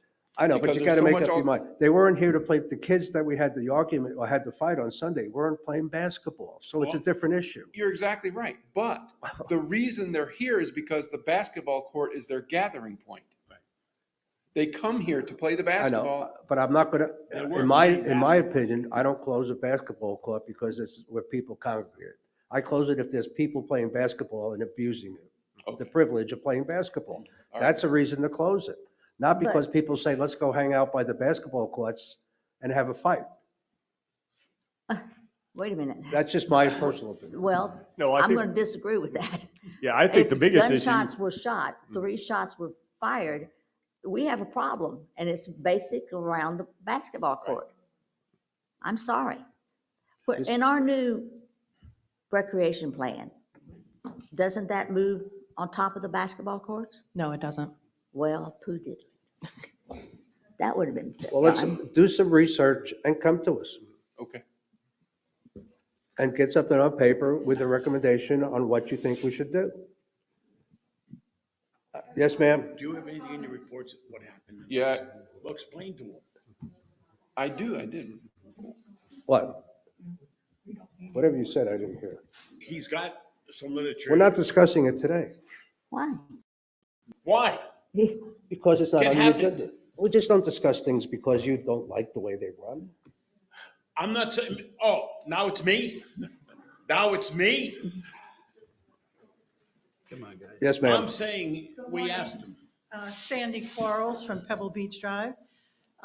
Regarding the area where this altercation took place, if you move the cameras, as you suggested, and I think that's a wonderful idea to monitor that area, I would also put up a sign that says, this area is monitored by camera. Then you've told them. Yes, ma'am. That's Thank all. you. Thank you. And, you know, and I don't know what time we're closing the court, Bob, I don't know what time we close the courts or what time, it's supposed to be dusk to dawn. And I know some of the stuff happens, you know, because they stay longer. I don't know how we monitor that. It's not lighted, is it? No, but they hang around a while. They Bob, pull the I mean, cars over and turn the lights on. The lights It's are an off, right? issue. Is it lighted at night? It's not lit. No. It's not lit, but as Supervisor Phillips suggested, a lot of times you can pull your cars and point your lights, your headlights that way. Well, And they fine. do it. We got a security department. Why don't they go out and chase them away? What do we got security for? do you? Okay. Bring your case and we'll entertain it. Like I said, until last Sunday, I didn't know there was a problem. Okay. Where were we? With Chris. Chris. Yeah, we're on item number 11, and that was really just for your information. Every year, we do a blanket permit with the county to operate in their right of way, so we aren't pulling individual permits every time we fix something. And that's really just a standard. I sign it, send it back to them. It's good to next year, so we're just letting you know that. Oh, this is the blanket utility service drop permit? Yes, sir. And, Are there any questions on that? Or do we need a, no, it's just for information. We Just don't for need a board to information. vote on it. anybody have, you got anything else? Any other questions for Chris? I got a few things. The website, When are you guys going to be able to make a presentation to the board on what it's going to look like? I think November is when they're going to have the draft complete. I think that's correct, based on last year. Yep, looking at November, first part of November, and we should have a draft a little sooner than that for you to review. Have been reviewing their products they're putting together and the base design. So we're going to look at it the first time in November. When is it going to be alive and online? It should be ready to go in November. We'll run it by the board, and if everything. So we're looking looks at the final product. Do we need to see something beforehand to make sure we're okay with it? Yeah, we have a few things we can share with you. We just got in. What would you like to share with us? Just all the screenshots and the different layouts. We have I that. understand that. I'd like for the board to see what we're going to look like. Okay. Before we put it online. Okay. And make sure that the board is happy with the information that we're sharing with the residents of the district. Okay, we'll give you a preview at the next meeting. You would do that one. Let's do the first week of October. All right, I mean, give us an idea what we're talking about, and then we'll go from there. Okay. Let me just make sure there's nothing else for you. Do you want to talk about the playground now, Ariel? Sure. Since you gave us the information on it. Sure. So yesterday afternoon, we received an updated revision from Rep Services, who is the firm that is handling the playground concept construction and project in its entirety. As I had mentioned at the last meeting, one of the biggest price holdups that we had was that PIP, the pour in place rubber surfacing, is extremely expensive, and the cost of that has gone up substantially since our initial conversations with them a little over a year ago. In working with Rep Services, one of the solutions that they felt would save us a good deal of money was to take a section of that pour in place surfacing. You can kind of see in the pictures, I apologize, they're a little dark. And the swing sets, they suggested that we put over mulch as opposed to the pour in place rubber. It's very common in a lot of playgrounds and would also save us on the footprint for one of our biggest cost drivers within the project. That being said, taking a look at that kind of final line, the proposed total for what you see in equipment installation is $449,000, $684.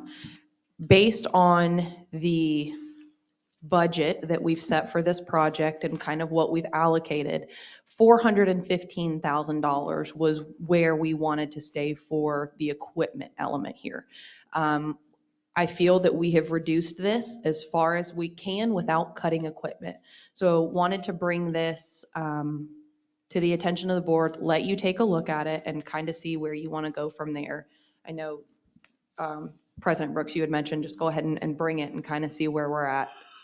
Which picture is the best picture of what it's going to look like? There's several pictures here. So there's several pictures because it's more of like a view from the entirety. It's kind of hard to get, it's kind of a 360 if you flip through. I would say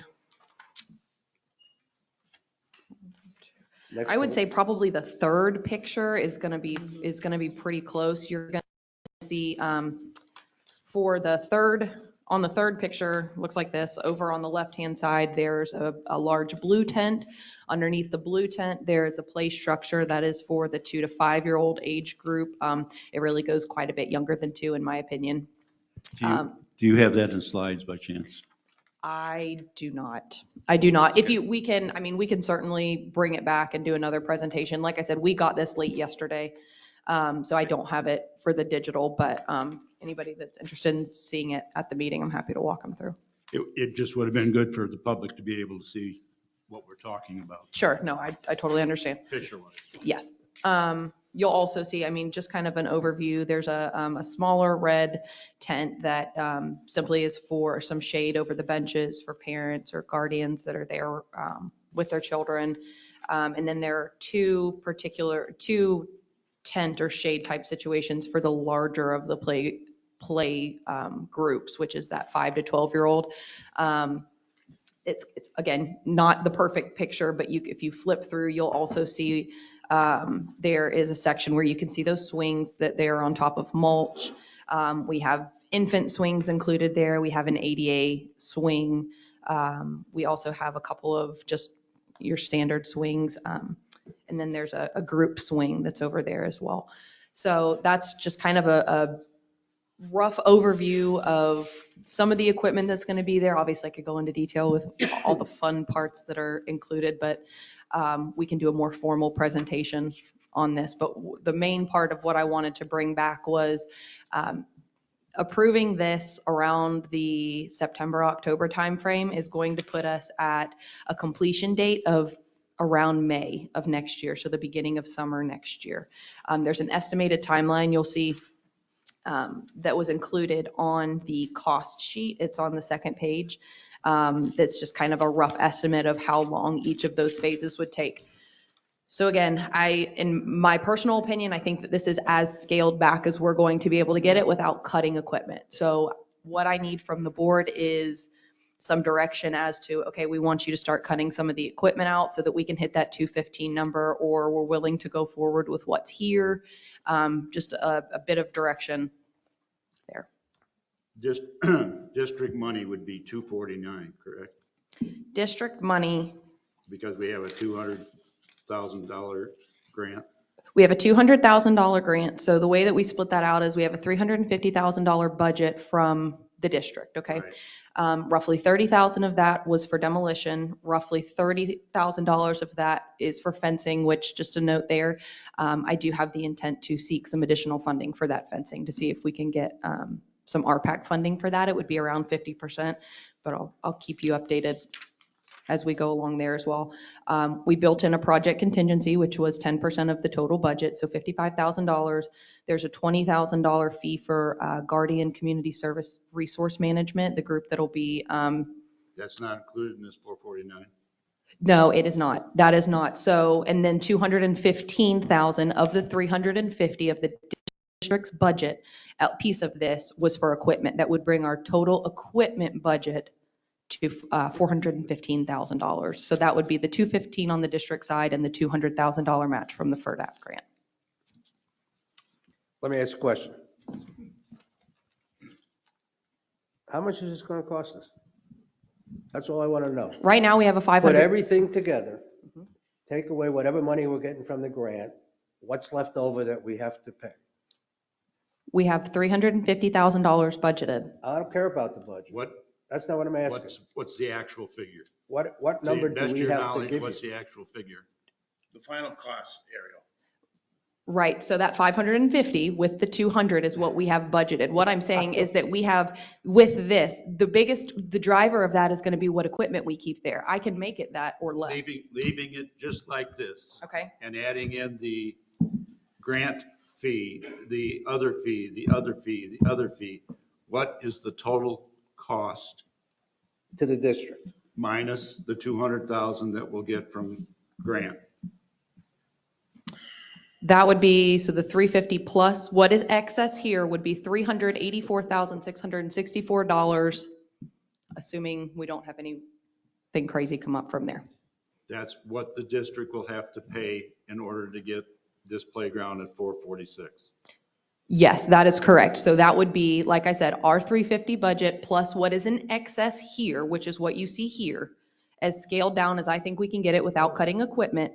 This is in excess of that number by $34,664. So total cost to the district is $384,000. Correct. Right. Thank you. 384 will get us the new playground as it is here. And we had budgeted 350. And we budgeted 350. So we have a shortfall. 10% over 34,000. So Ariel, what would you cut out to get down to? What are you looking to cut out? I mean, you must have an idea what you want to cut on this. I got my opinion. We talked about this yesterday. I got to tell you something. If we're going to be aggressive enough to spend this kind of money, I want to do it right. Me too. Exactly. I don't want to shortchange it. Yep. And if it's going to cost us another 30,000 from what we expected it to. That's fine. Let's build it. And then I never want to talk about it again. That's probably the closest we've come to a budget number before. We have scaled this back by about $200,000. We have absolutely cut this thing down substantially to try. That's why I said I genuinely feel that this is as condensed as I can get it without us saying, hey, we want to take out the 2 to 5 year old play set in that shade. Yeah, that's what I'm saying. We would have to start truly, really scaling back that project, which is why I'm here presenting it to get whatever it is the board's direction is there. I make a motion that we proceed as given here today. Okay. With the proposal that was provided today. And we can, Yes. like I said, we can. Do we need to vote? That's my motion. I second. We have to vote. Or public comment, any more board comments? Do we need to do anything Any more? public comments on this? No, I don't think so. I mean, we've got a written proposal, and that's basically what it's 10% over budget. And that's if all the documentation is there, there's a motion and a second, I say have public comment and take a vote. Okay. Do you want to vote? Yes. Robert Edlow. Yes. How long will the project take? When will it start? And how do you secure the area so nobody gets hurt during the construction? So the project in totality, what they have is somewhere in the neighborhood of about 41 weeks. Like I said, that's estimating putting it at a completion date of approximately May 2023. The demolition, it will be done by the group that comes in. There will be some machinery. I know that they are operating under the knowledge that we do have security in the area. It's possible that we may need to put an additional guard kind of in that area when the time comes, but that's something that we would work with rep services specifically on because they'll be completing the project. Okay, so what's on the table? $384,000 from the district, $200,000 from the grant. And we are agreeing to proceed. Agreeing with the proposal, to proceed with the proposal that was provided. Yes. Okay. Yeah, I agree, but I want to talk about it afterwards, so. I would not like to revisit some of this stuff. Okay, we're good? Yeah, we can Let's take a vote. vote. Take a vote. Thank you. You have our blessings to proceed. But we got to No, no, vote. we're voting. We're going to We gotta vote. It's going to be an vote. official vote. We have to vote? Yeah. Oh, I didn't know we had to We got a vote. motion and a Oh, I second. have So. Can we vote for this, please? Supervisor Hurley, Yes. Supervisor Phillips, Yes. Supervisor Herrick, Yes. Supervisor Gilpin, Yes, President Brooks. Yes. Chris, I do have one thing on my list for you from the last meeting. We had talked about stop signs and inquiring with the sheriff's department if they may be willing to help us out with our traffic problems that some people think we have. Did you get anywhere with that? No, but I'll get you that hourly charge they'll have. So did you talk to them? Yeah, asked them for a charge and what it would be for a deputy. I just haven't got the numbers back from them yet, but I'll follow up with the sheriff's Okay, so office. they're open to doing it for us? Oh, yeah. Okay, good. So you'll get that to us. Anything else for Chris? Golf.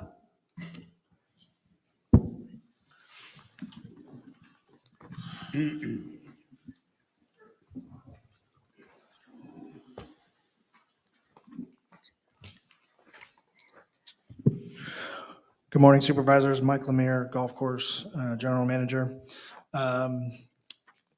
Starting off, on the membership side, obviously we start our membership drive right around the 1st of September with the membership year starting in October.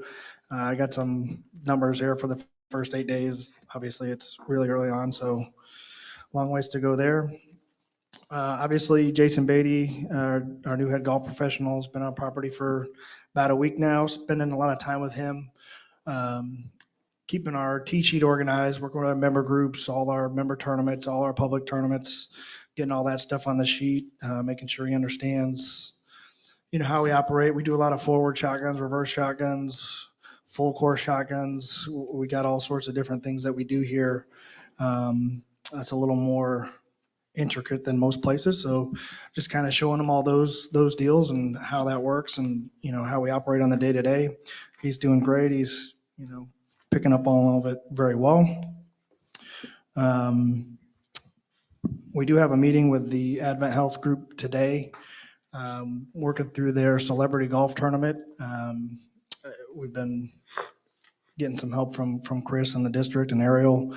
It's a pretty big tournament. They have a lot of kind of big name celebrities that come in there. So we kind of do our best to roll out the red carpet for that event a little more than we would do for most charity events. So a lot of planning goes into that. So we'll be, as soon as I get out of here, I'll be running over there to meet with them. We do have our Crutchfield Hawkins tournament coming up on the 19th. We generally ask for some volunteers for that. We only got the one course open this year, so it's going to be a little bit smaller than normal. So we'll have a few less teams here. And then we have our Choices tournament will be on the 24th. That tournament had moved to Sun and Lake because they've outgrown an 18-hole property. It's a little bit of a challenge for us this year, but we will be able to basically have 27 holes open for them. So they'll put however many they put on Turtle, we'll play all 18. We'll put one flight per se on the front of Deer, and they'll just loop it twice. So they'll play 18 holes, but they'll just play a 9-hole loop twice. So that helps them grow this year. And that is run by one of our members of the club, by the way. So let them grow this year, and then next year we'll obviously be able to go 36 holes. Wait a minute, you lost me on that one. So this tournament's going to play 9 holes twice on the same course? Right, so they'll be split. So they'll have more than half of 2/3 of their tournament will be on Turtle Run.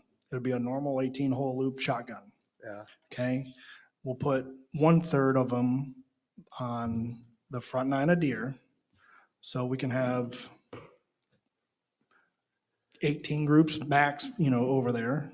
And they'll just go from 1 to 9, and they'll go back around and go 1 to 9 or 9 to 1. And they'll play this, they'll play the same 9 holes twice. Just like if it was a 9-hole golf course, I grew up on a 9-hole golf course. We did it all the time. What's the name of that? It's Choices. Choices. Yep. Have they done this before? Not here. I'm sorry? Where'd they do this before? They did it at River Greens. Where? River Greens the last couple of years. F&B operations, all of our employees are going through Serve Safe training. It's something that they got to do periodically. Everybody that works in the kitchen or in the food service industry is required to be food handler certified. And then also there's a manager certification process, which is a lot more in depth. It's probably about a 2-hour course with a 90-question test that you have to score 70% or better on. And we have 4 managers on staff that are all manager certified. We are still continuing to recruit and hire folks, front of the house and back of the house. I know we had one good interview with a possible line cook 2 days ago, so we'll see how that goes. We just did have guest service training again with our staff yesterday, just going over all the different service areas, how we can improve. Mr. Hurley saw the list yesterday of all the things that were covered in that. AC unit, I don't know if Chris didn't touch on that earlier, but we will be putting the AC unit in the kitchen Sunday, Monday, Tuesday. We chose Sunday, Monday, Tuesday because we're only open for lunch those 3 days, so it minimizes the disruption to our service. We will have to serve a very small menu during those days because it will shut down our main line, so we'll have to operate off the smaller line, so there will be a limited menu Sunday, Monday, Tuesday. That information will be going out. Let's talk about that for a minute. Okay. How much Sunday business are you going to lose if we shut it down? You're going to have people doing construction in the kitchen while we're serving? Most of the construction will be, it'll be off to the side and it'll be on the roof. I don't want people in the kitchen working while there's people in the kitchen trying to serve food. It's a bad combination, I think. So we have basically, we have two sides of the kitchen. I don't see it being an issue. And there's not, and as you said, it's not going to be a huge difference. If we're making cold sandwiches and salads on one side of the kitchen that's not under construction, that's totally You're asking separated from the rest of it. I mean, we're trying to change how the restaurant is perceived right now. I don't need another negative day. I understand. And when we operate in constructions in the past, they came through and they tape off the area with things so there will not be any drifted. They put up plastic. So it doesn't cover, but I mean, if you think it's a better idea than utilizing and going to a limited menu to close. I guess what certainly I'm we can confused consider. about is the last meeting, I think we discussed closing it down. And the day we picked was Sunday because that was where we did the least amount of business. And now we've changed again. All the conversations I had with Chris were all about The conversation serving at the up. last board meeting was we were going to close it on Sundays because that was the day to do it on. Now all of a sudden we want to try and keep it open. How much volume do we do on a Sunday?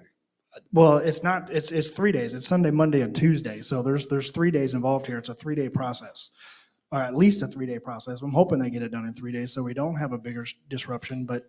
I think you're asking for trouble. I don't know how the rest of the board feels about it. Well, there's a couple of issues. I think it's continuing in this limiting menu, but you say it's going to be a minimum of 3 days. Well, And you got what they told me. The biggest event that happens here on Thursday, and you're going to run the risk of installing this unit and having it completed and everything in place, ready to go without affecting that date. Well, obviously, this event was on this calendar long before that deal. So when I sat down with Chris, I gave him 2 separate dates to go back to the folks with, and that was the window that they gave me to work with. I didn't choose that I was working with Chris, and I'm not sure who the contractor is. And I told him a Sunday, Monday, Tuesday, and I gave them dates at the end of the month as well. And that was the one that they came back to me with. So we are accommodating that schedule and in order to make this happen. And I don't, you're talking about the Advent Health thing I have on here, correct, on the 15th? So to be honest with you, I don't foresee that being an issue. But if the board wants, I'll be happy. We can close the restaurant completely Sunday, Monday, Tuesday. I can put a hot dog roll out on the floor. It's fine with me. I mean, it's your neck. Well, the email for that is scheduled to go out today, so I can get a hold of them right now and we can change it. Michael, how much revenue are you going to lose if you close for the 3 days? $6,000? All right. I think. No, it'll be less than that. Okay, well, I mean, and I agree with Ray is, close for the 3 days and then. It'll be less than 6. Right. That's basically our average total service, but Right. we won't. So you're not going to lose that much.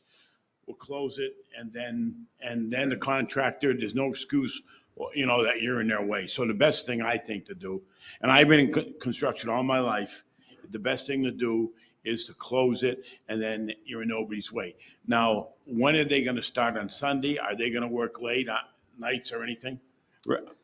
Chris? Sure. They were planning on coming in Sunday and trying to have the kitchen closed or as best it can be closed. Yeah. The other work will mostly be on the roof outside of the kitchen. Right, Those exactly. other 2 days. But they're still in and out. Yeah. So I agree with Ray. I hate to admit this, but. So if they thought the kitchen was going to be closed for Sunday, just close the damn thing. I mean, what are we playing, a game here? No. Come on, guys. The best thing to do, Michael, is to close it, honestly. We make everything so difficult. All right, it'll be. Can they get the kitchen work done in one day? No. Can they get does anybody know? Can they get the kitchen work in one day and the rest on the roof? Yeah, most of that when they were asking for was 1 day of closing the kitchen so they would not be impeded, but they could work around it the next 2. But Well, you don't give know them the the 1 day. worst. All Give them the 1 right, day. so that's fine. Whatever you guys want to do. We'll completely close Sunday, open Monday, Tuesday. Right. That's fine. We can close it all 3 days, and if we can open early, we'll open early. There you go. Maybe you can open Tuesday. Are we okay with that? Yes. All right, so obviously, next one on the list there, so the Advent Health is having their service awards banquet, something They haven't done in a few years due to the pandemic. We've always done a lot of business with Advent Health.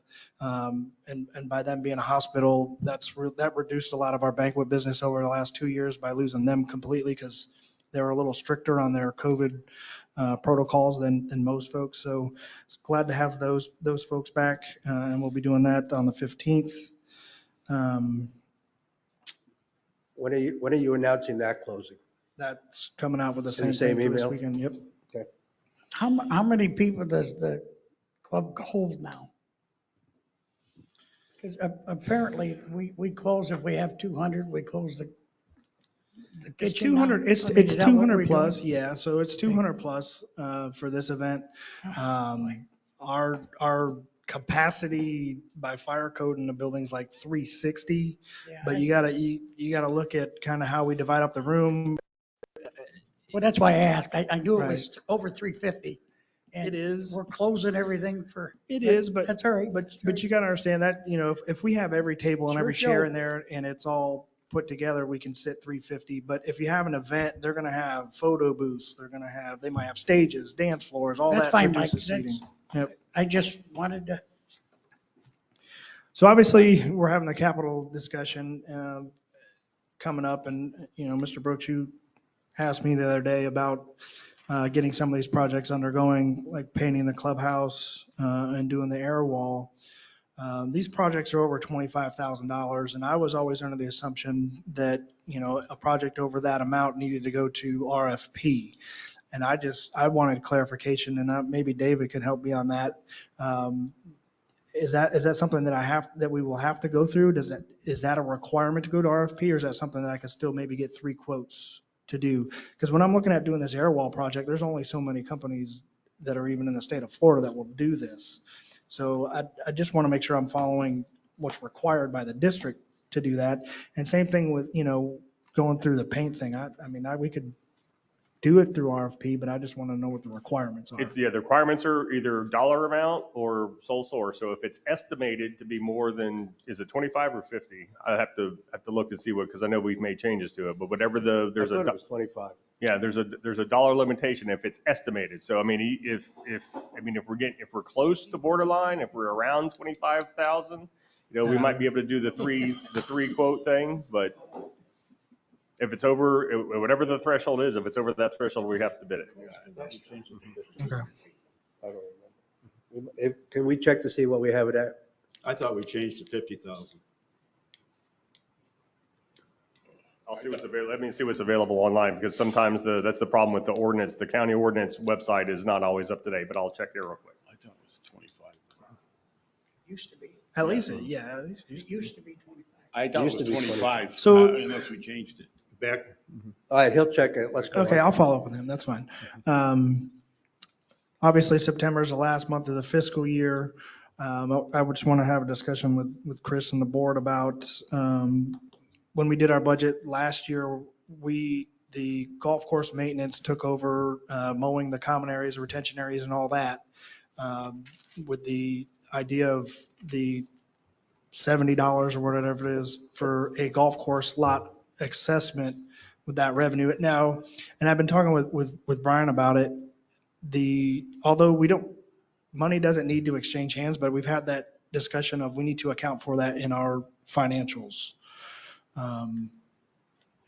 We started that discussion before, Chris was part of the team here. So I just wanted to make sure we get that clarified as we go to close out our fiscal year within the next couple months. What are you asking for? Whatever that What do you want? $40,000 is. I think it's 40 or 40 something. He's asking for the $40,000. I want, we said we were going to account for it in our financials. So I just want to make sure that we're doing Are you that. talking about for next year, this current budget? The one that this current year that we're This closing year, out. you don't yeah. get anything. You're done. You don't I come don't- to me, I- you don't come to the board in September and say, what about this 40,000? No, this was something we discussed last year when we did it. This was part of the process. I just want to make sure we're accounting for it because Omar and Amanda are no longer here. That's all. We had this discussion last budget when we were told that we were going to maintain it. It's Center Lake's money. Correct. Correct. It's not, there's no money is going anywhere. Why do I play games with Sun Lake's money at the last minute? It's not at the, I mean, it's not at the last minute. I just want to make sure we're Well, accounting see, for that the money. year's up in 2.5 weeks, right? 3 weeks? Correct. That's why I'm having the discussion now, because I want to make sure that the money that we discussed is accounted for in our financials. So what, you're asking us to transfer you $40,000 because? No. What are you asking? You know, you explain it better than I can. Dan came to us, Brian Rhodes, Troon Golf. Dan came to us and said, would you guys do this? We're struggling, right?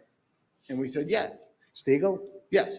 And it was a cost exchange because I'm like, Dan, we don't have it in our budget because it's going to be additional labor. If you look at the labor in maintenance, we're over approximately $40,000. It's part of the agreement is what we had was when we took over doing this, we didn't budget for this. Dan and Omar knew it. They were going to transfer it. Omar's like, you'll never get the money. It'll just be a journal entry. And I was like, because you guys are going to make money. And we're like, we understand. We just want to make sure that it shows the way it was agreed upon. Because, we're incurring the cost. You guys are unbelievable. Let me ask you this. In the budget that we're going to approve today, or semi-approve today, is it in that? You put it in that one. It's in your salaries. The district used to mow all the retention ponds and the WRAs, everything behind the house. So what you're saying is we shouldn't mow it anymore. The district should go back to mowing? You're not happy What with I'm the job saying we're is, doing? did 'Cause you we're not gonna cover pay for it in the budget that we're going to discuss in a little while? Is it in there? No, I don't know about salaries. I'm talking about the no, 70, the whatever the money is. $40,000 transfer is not in there. Well, why is it not in there? It's part of the adjustment journal entry. It's your budget. Why didn't you put it in there? It's not our duty, right? We assumed another duty. Brian, Right. you do a budget. In the you new request budget, things. you're accounted for the fact that you are doing that mowing. So it is in that budget. The revenue's not. What? Is it or is it not in the budget? It, Like Craig said, we have it in our budget for our labor. All right, we knew that we were taking on an additional 80 acres more of the hay. So you've accounted for it. Labor-wise, yes. So did you ask for the money for next year from us? It's in my salaries, but what Brian's saying. That's your expense. The journal entry is all he's asking for, is that they coming down to, we talked about tracking all of the hay, everything, how much more we were taking care of. Mike and the road department used to go out and mow all the retention ponds on the golf courses, everything behind the houses and stuff behind Craig's house, they all mowed it with that. We took that over in October. I understand all this. Well, my question is, what about next year? Are we going to have the same conversation next year? Did you guys take it into consideration? We built the budget with the anticipating that we'd do the labor. We did not throw the additional $40,000 transfer in because we just built it in our budget. This year, we did not have it in our budget, so we asked for, and Dan agreed to transfer it, the 40K. I'm like, we're going to be over on budget, which we have been. If this is there, we are backed on budget. It's all your money. There's no argument on that. It's just a question of, when we agreed to mow this. And how much is this now? 40,000? It was roughly around $40,000. Pick a number. It was $70 a lot. He told me, Dan said it was 40K. Right. 40,000. Mike's aware of it. So you're asking for us to transfer you $40,000. Just a journal entry. Well, If we it's have the same money, we give it thing. back to you. It's your money. We're going to give you, you're asking for us to take 40,000 out of one account and put it in your account. Okay. It's a journal, right? So when the district collected that 40,000, when they built their budget, they were planning on mowing it. They didn't. We did. Right? So it's in their budget. They didn't do it. Chris? Now it's in our budget. I'm going by discussions I had, and it was a conversation with Omar and Dan. I wasn't privy to it. I just wanted to formalize it because they said they took over, assumed cutting that grass. The fee we charge is $70 per lot on the golf course. It's approximately $40,000. Okay. And they've been cutting it this year. And I asked them to bring it to the board because I wanted to formalize it, not what Dan and Omar said, something in writing, some vote, okay, we're going to do this. And I know we've had this conversation before. so I don't know if anything's in writing or not, to be honest with you. We could go back through the minutes. I could go back through my emails with Dan. I know we discussed. Listen, what is it? So we take $40,000 out of the general fund and give it to them? it would come from the assessments because it's added to that golf course assessment, $70 per home per year for cutting the grass. Okay, do it. Okay. And then do it for next year. What? It's not, you didn't put it in there. You should have put it in there, Mike.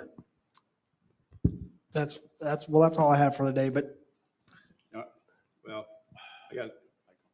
is there any specific incident that caused you to change this private cart agreement? What? That seems to me to be a different form than what we've had. I don't recall seeing this particular form in previous packets.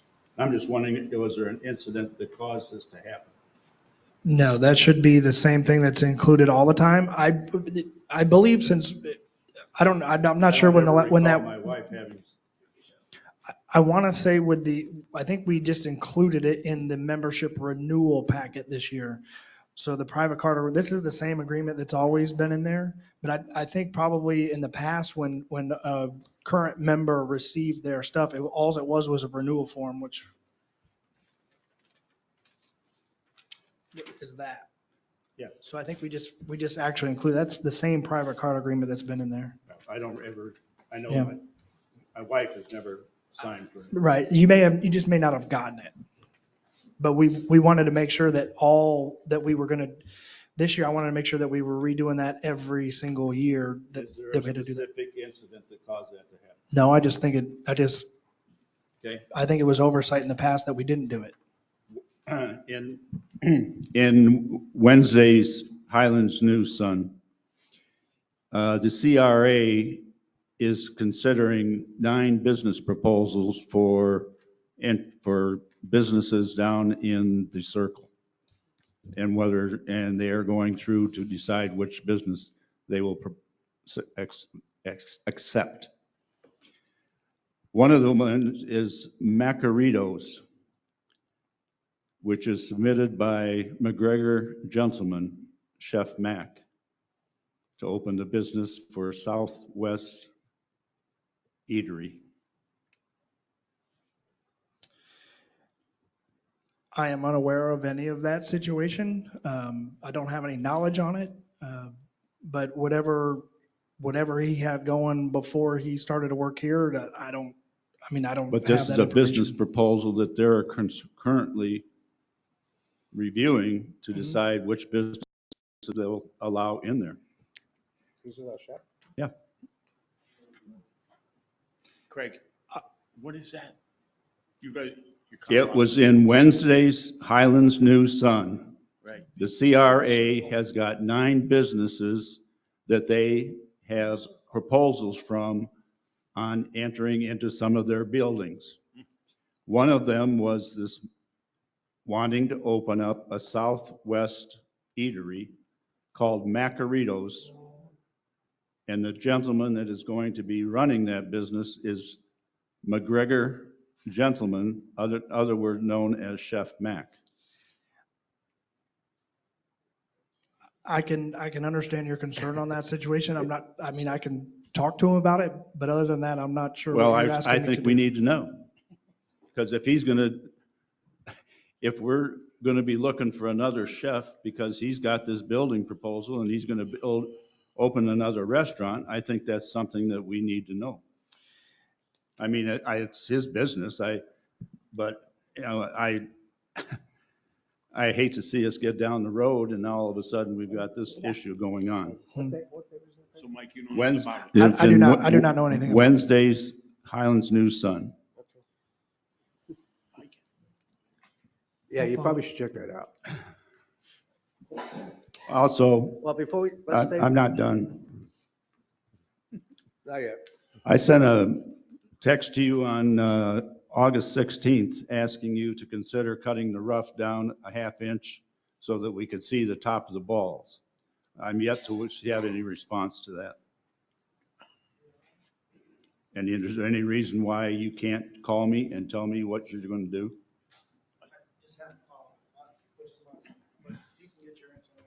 So we haven't, the height's the same as it was last year. If you're asking. I don't care what it was last year.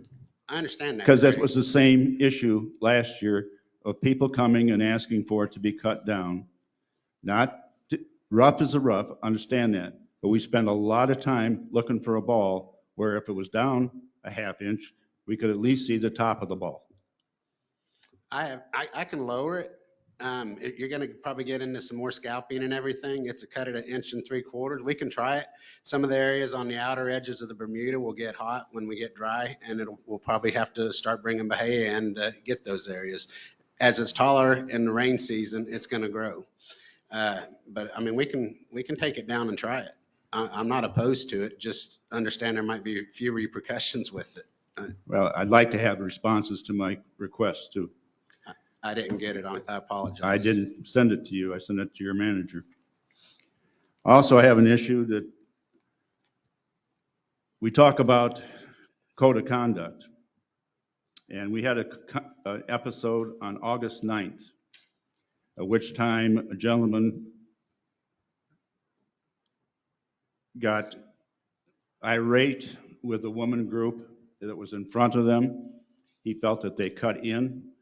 That woman's group had the approval of the golf pro shop to go out. I brought that to your attention, and the individual was brought in, and he was told that that was unacceptable.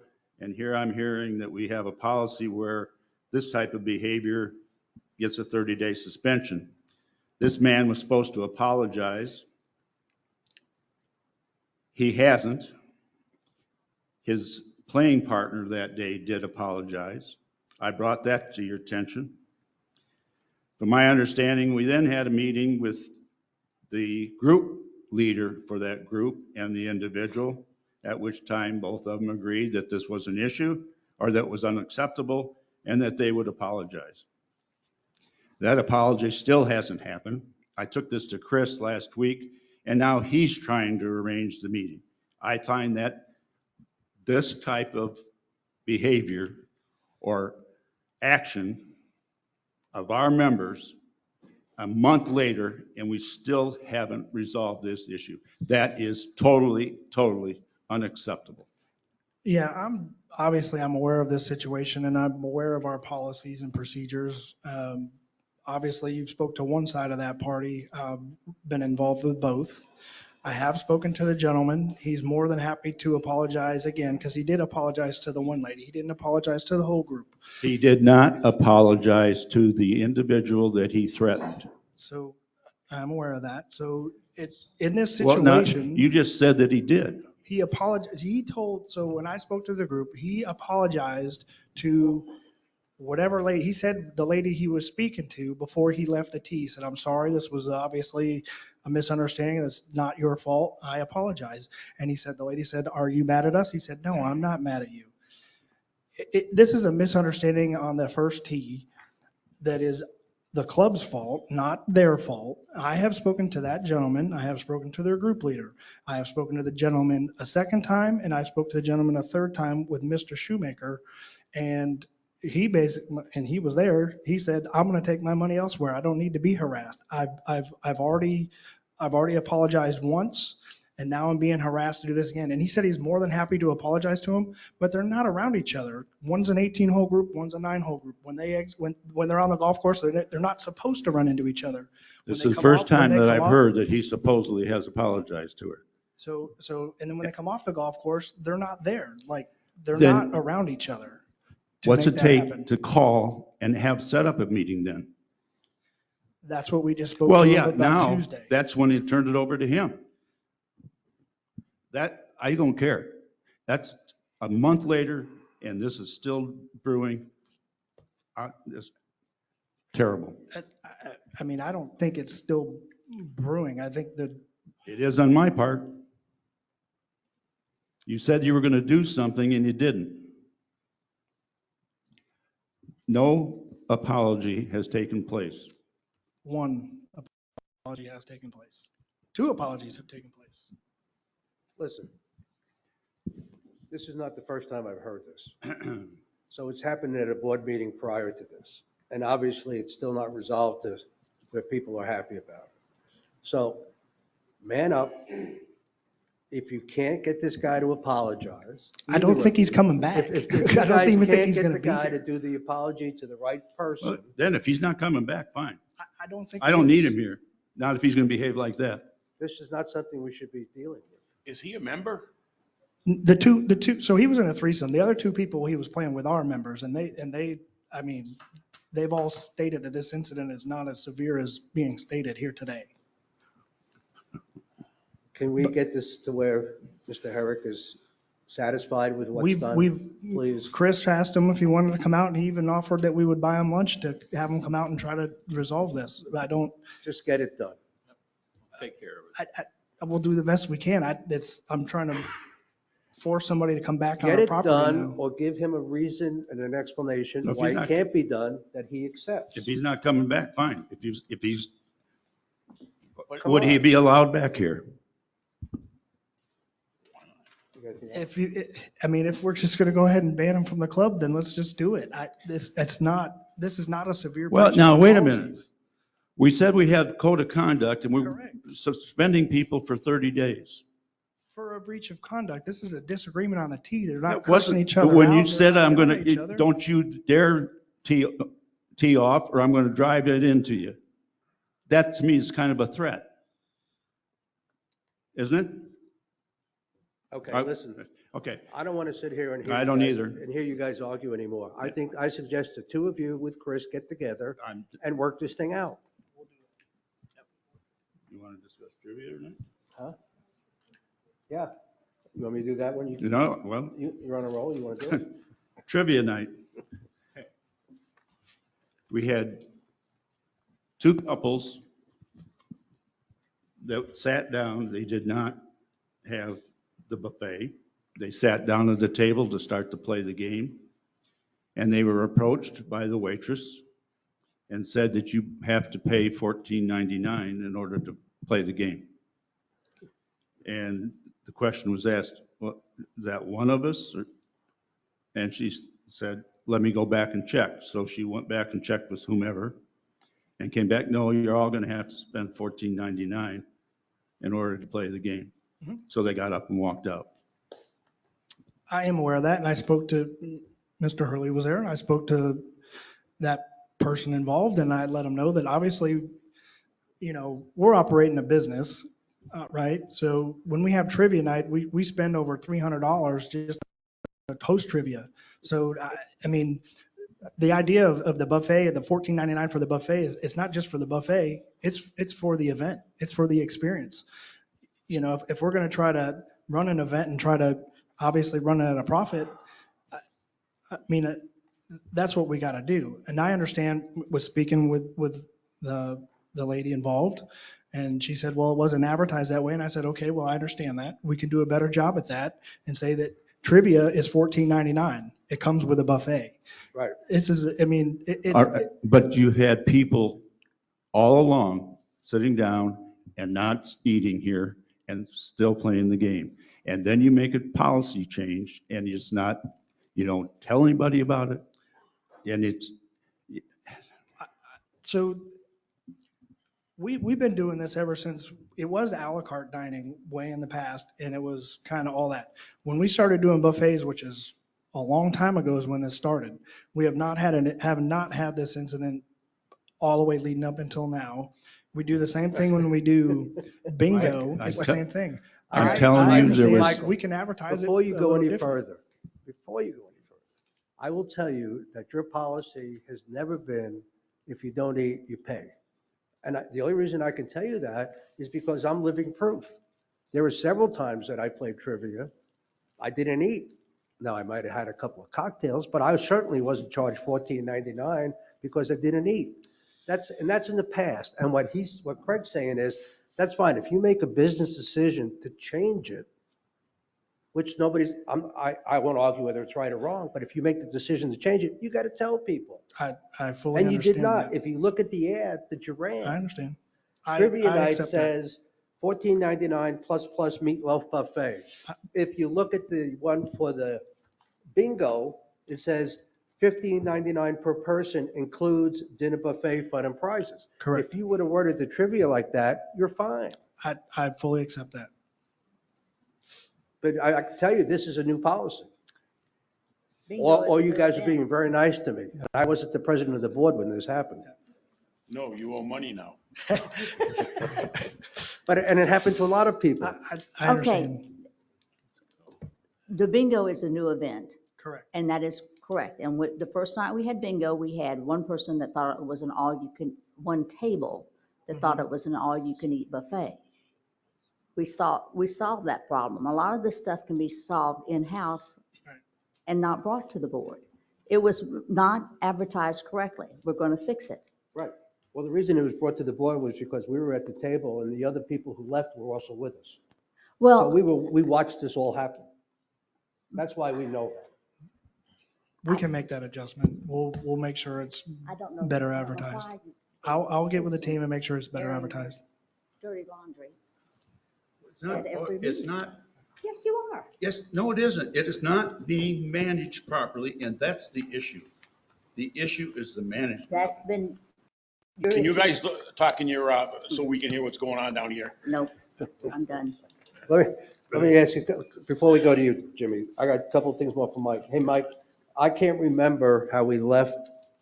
We had a conversation about, somebody sent me an email about the lowest rates for residents and their guests. Remember we had this conversation? And we were talking, it was with the Tanglewood conversation that we had. So the question was, did we decide that the residents and their guests would always get the lowest rates on that day? I thought we did, but I just wanted to confirm that. So the discussion was obviously, so we have group rates and tournament rates, and then we have our general public rates, that is our published peak time rates. And on those public rates, non-group, non-tournament, all that, the member guest rate and the resident rate are the lowest rate. So if you play on 11 o'clock on a Tuesday, that is the lowest rate, unless you, for some reason, you're in an agreement for a group or a tournament. I just wanted to make sure that's what I heard. The other thing is I want to challenge you on your forecasting abilities. The last week of August, or the last forecast for the end of August, when you did the end of August, was it, you said you were going to pick up $108,000 for the year. And then a week later, you came out and said you're only going to pick up 90. So $18,000 just vanished. Right. So obviously forecasting is just like forecasting the weather. I'm doing the best I can with the information that I have. And in that week process, and as I explained in the email, I sat down with Brian, we went through all of our expenses and what we intend to do for the rest of the year, maintenance expenses, double checked all our revenue stuff, made a few more adjustments through September. I mean, long range. 18,000 in a week's a lot of money. Right. So we were working out the expenses, and that's where we, had all these other conversations, but I did the best to tidy up the rest of the year the best I could. The number always gets more accurate as the year goes on. And, my forecasts aren't always perfect. It's a forecast, but, at this time, that forecast that I gave you this week, and I knew it dropped down pretty good, and I figured you would be the one to see it. But I mean, that's the best information I have right now where we're at. Okay. Anything else for Mike? Are we going to continue bingo during season? What was it? Yeah, I was having that discussion yesterday about trivia and bingo. I don't know if we'll be able to do bingo every other week like we are now as it gets busier. I think there's other opportunities that are more fruitful for the restaurant. If we're having banquets and events like that, but I think when we have open days on the calendar, I think it's something that's really nice to put in there. Bingo's not a huge money winner, but I think it's a nice, same thing with trivia. They're not huge money makers, but I think they're good gestures for the membership to come in and have an experience at the club. So I've yeah, been to I would all- like to. I have been, like, their bad experience with trivia. I've had great experiences at bingo. Mhm. And the membership that we buy pays for things like that. And the numbers were good. And the food was, pardon me? Our membership fees are not paying for bingo. You're paying for that through the meal and the fee that you've charged. Our membership pays for the amenities that come with everything that goes on if you have a full membership. It's not just golf. I mean, it's a golf membership, but it also includes the pool and everything else. I just. And yes. It's, okay, but I don't see where our membership fees are paying. I mean, anybody can come play bingo, anybody can come play trivia. Correct. It's because they pay the fee. All right, I misspoke. I take that, please scratch up that from the record, Mr. Harry, guys, misspoke, I'm sorry. I think that it's a great event to bring, especially our single women in. Sure. I mean, there were 2 tables of single women that have no other opportunity to do anything on a Monday night. Mm-hmm. So I think that's the only point I tried to make. We'll sprinkle them in there the best we can, when it's not busy. But if you're going to do that, if you don't have it every other Monday night, then you're going to have to advertise. I know, mean, you have to have some consistency. Are you talking about the bingo? Yes, I'm talking about the You know, bingo. it doesn't have to be bar bingo. It's not bar bingo. Oh, it's not bar bingo? I thought it was No. bar. Oh, I'm That's sorry. bar I think poker. oh, That's bar poker. Yeah, we've been doing bar poker too. I think the bingo, from what I heard, is good. Yeah, It I is mean, good. we're just trying to I keep mean, it's we're just trying to well keep everything active. We're trying to have fun events for the membership and the public to come together and that's just what we're trying to do, keeping the calendar full. So we'll do that. Okay, anything else from Mike, restaurant or anything like that? Jimmy? This will be fun. Good morning, Jimmy Murphy, Golf Course Superintendent. Quick update, I gave everybody a written report as well. Just wanted to talk about where we are on the irrigation right now. Hopefully be pretty close to finishing up hole 10 by end of tomorrow afternoon. 18 should be pretty close this afternoon. The rain did hamper us a little bit. I don't know why number 10 is probably the lowest hole we have, and it's been pretty wet this week.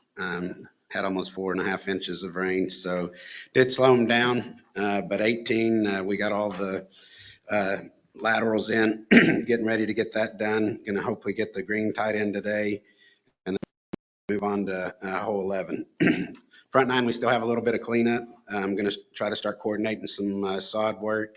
We got all the coquina area on hole 5 fixed already. We're going to continue on to 6.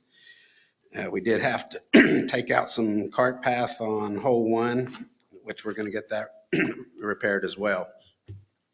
So I think the only other place I cross the cart path will be on hole 15, going from 15 to 16, and then we'll get that fixed as well. Jimmy, do we have to pay for that, or is that part of the job? It's in, we had it inside our contract for that. GT is going to try to get one fixed as quick as he can, because that's like a highway each day coming through there. So Okay, I just want to know where the money was coming from. yeah, and the sod and everything. Mr. Gilpin's in there as well. So the next line is the turtle green loops. I just wanted to let you all understand the monies that we would save if we started on them. We do have them on property. I've talked with Carl. We do have product in order to do it.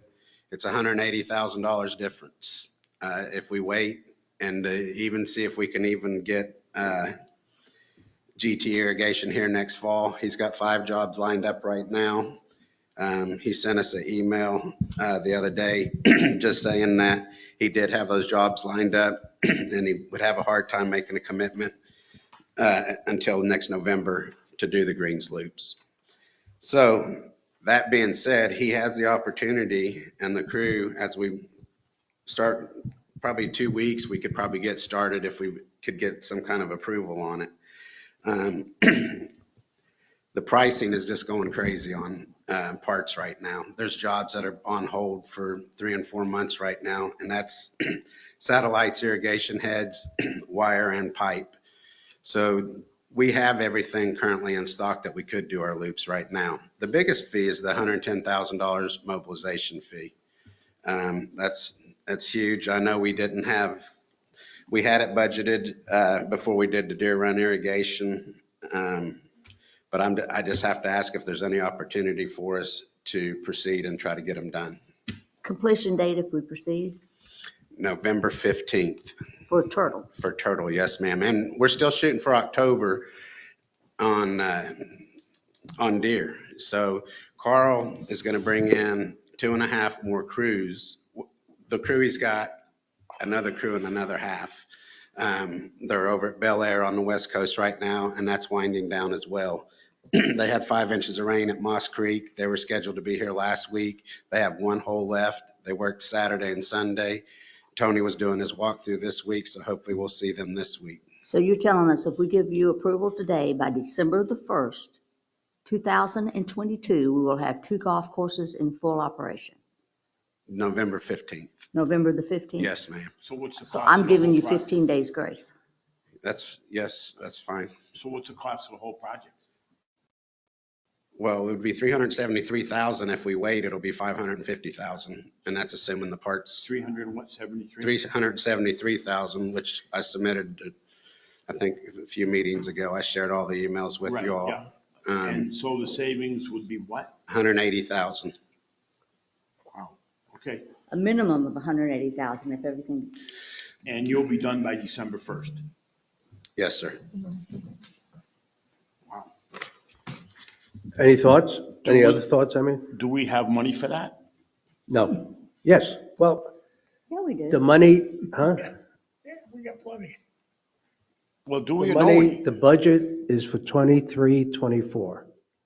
That's where it is. In July, it was in 22, 23. Somehow it's ended up in 23, 24. Okay. That's what the sheets say. Oh, And it's for $550,000. Yeah. So we would have to take it out of 23, 24, move it into this year.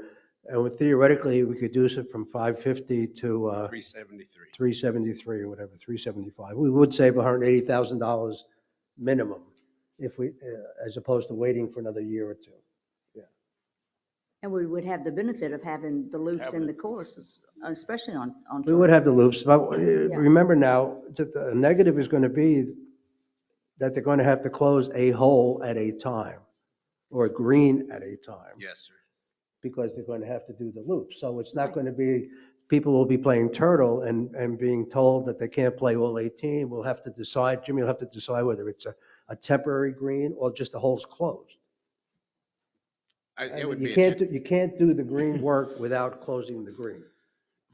it would be a temporary green. Yeah, so that, I mean, everybody's got to be made aware of that. It's So- part of the decision. So you would put temporary green in front of everyone. As you move on, you would add it. Yes, sir. As soon as they got done, the flag would go back in the green and we'd move on to the next hole. And you're sure we're going to save $180,000? I know we're going to save 180,000. It's 110,000 guaranteed just with the mobilization. And we have the money?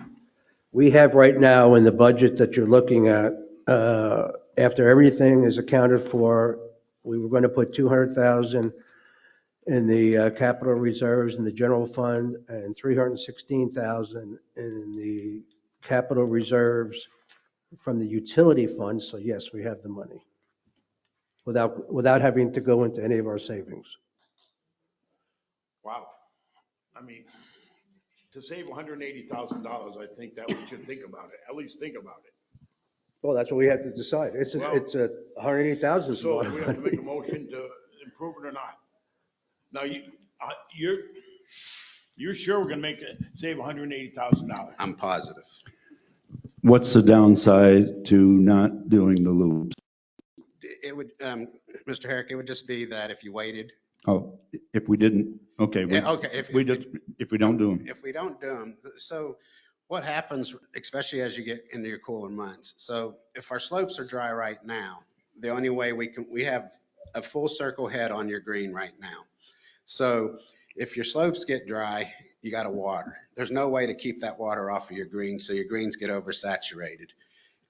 And the other thing is, I mean, even through the summer, you see our slopes drying out.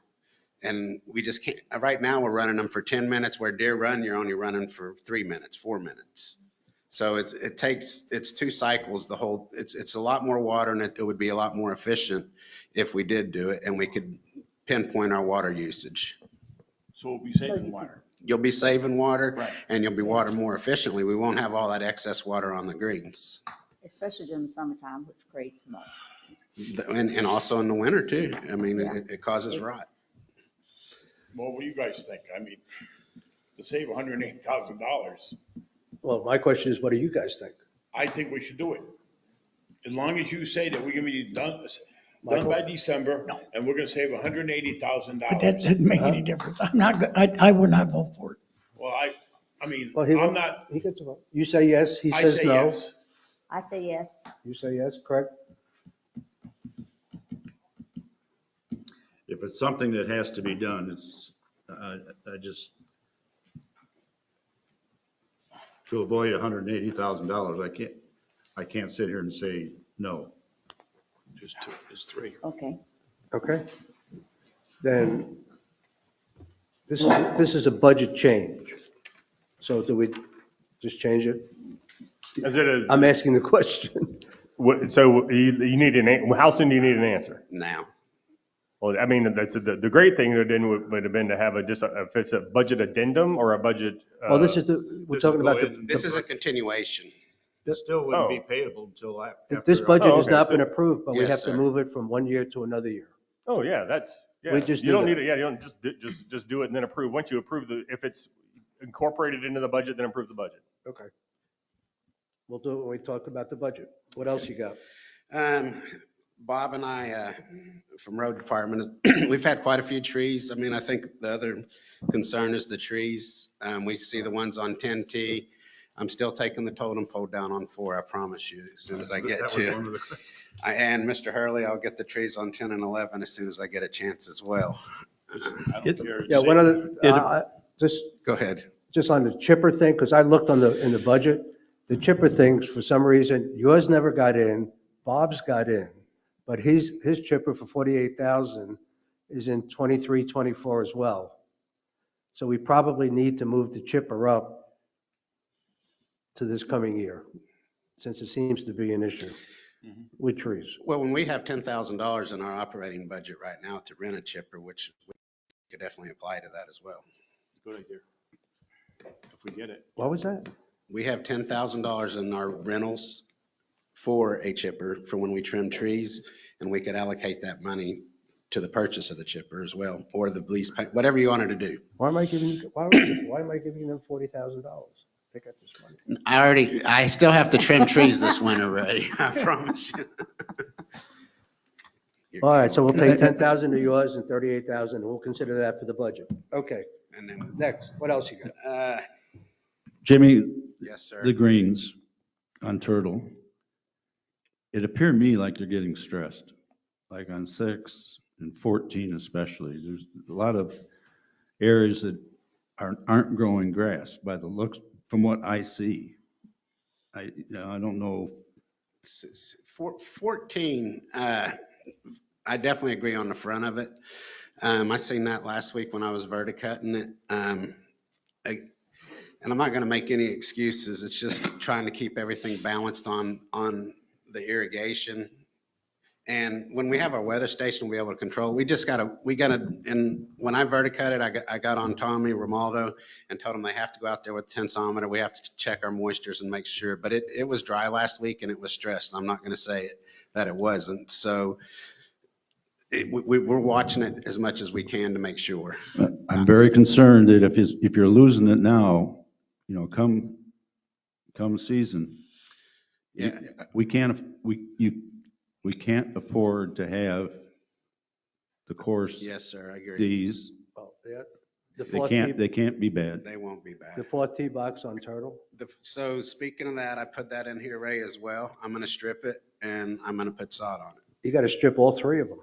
I was looking at them, I mean, even the blue tees, which nobody plays, has no grass.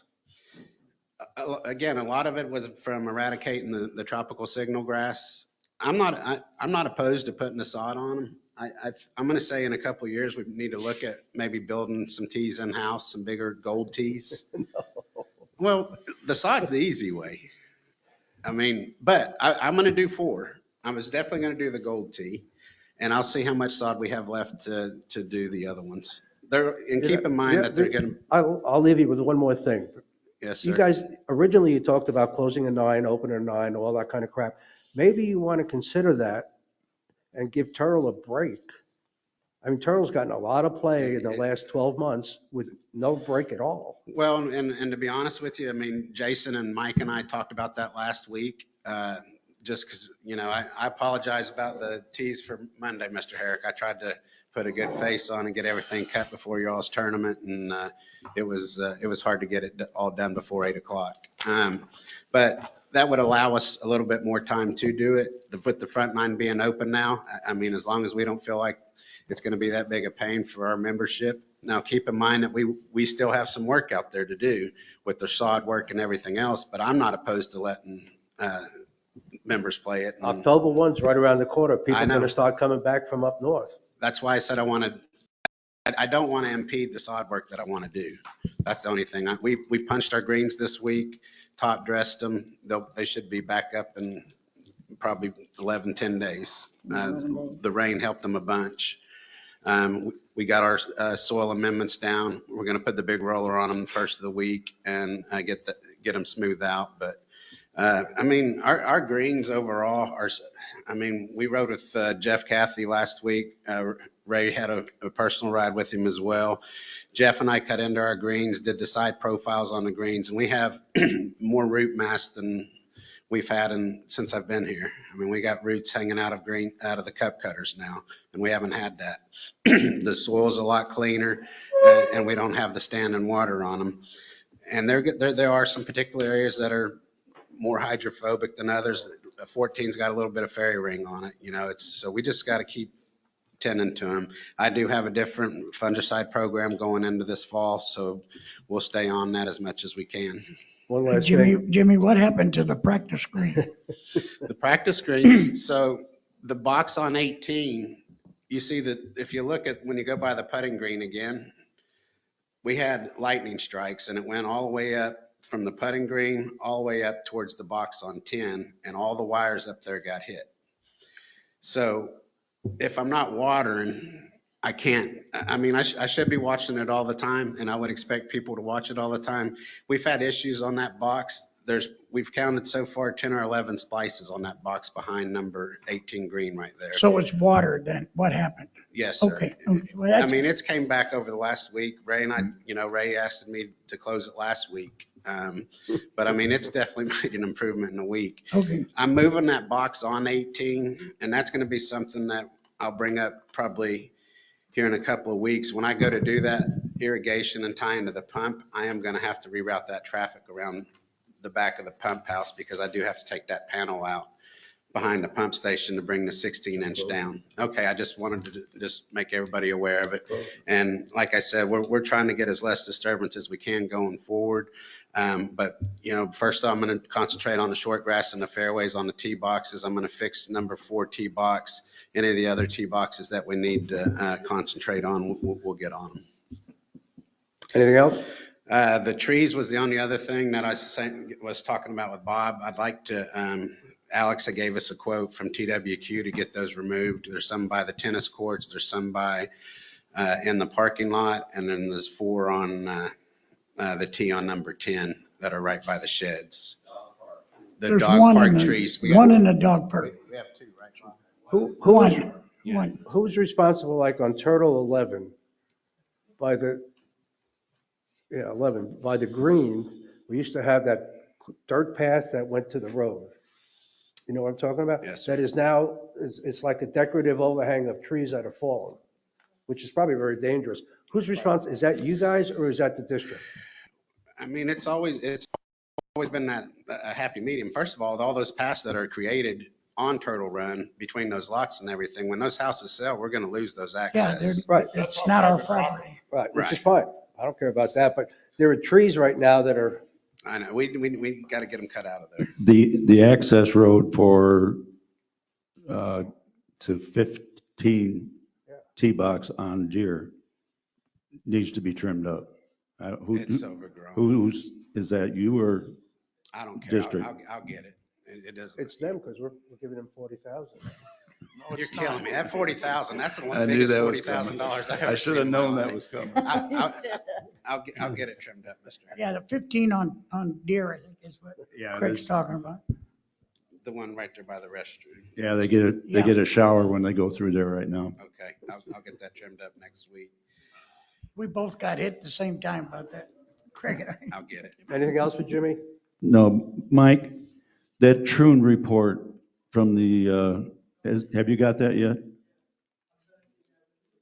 Okay. Thank you all. Okay, new business. Discussion to and from board. Anybody got anything? Okay, public hearing on the budget. Yeah, I'll just do a brief introduction. Had two things today. I gave you just a follow-up single sheet on a large scale to look at, and that's where we are with the budget right now. We will be making a few changes. And today, what our intent is to review the budget, and any changes we want to make, we'll formalize it, take a vote, and that'll be our final tentative budget that'll go to the board on the 23rd of this month for adoption. And I did hand out a single sheet, and it's pretty close. I did leave a number in there, which was 561,000, which is really the grant money that's coming in from the county. And we want to end up, of course, with zero at the bottom, but we will be including that number in the budget, but we'll show it on the expense side, so it will be a net zero, but we do want to show that as revenue coming in. And we also talked today briefly about moving some money for the Greens Loops from 23-24 to 22-23, and that'll be addressed. And we'll also look at taking the money for the chipper, moving it at the same time frame from 23-24 to 22-23, and also adding $10,000 from the operating to move up the purchase of that. So those are the three items we have right now. We'll make a change. And I also put a handout, the color one, that's a budget primer, and I'm going to ask Stephen Bloom. He's the Vice President of Finance for Infomark. He's here today, and ask him to do a review of the budget and overview. Yeah, it is. Stephen, welcome. Supervisor, you need me to stay for the budget stuff, or do you need me to stay for budget discussions, or no? I don't think so. Okay. Have a good weekend. Stephen, welcome. Thank you. Oh, good morning. My name is Stephen Bloom. I am with Infomark and part of the finance team.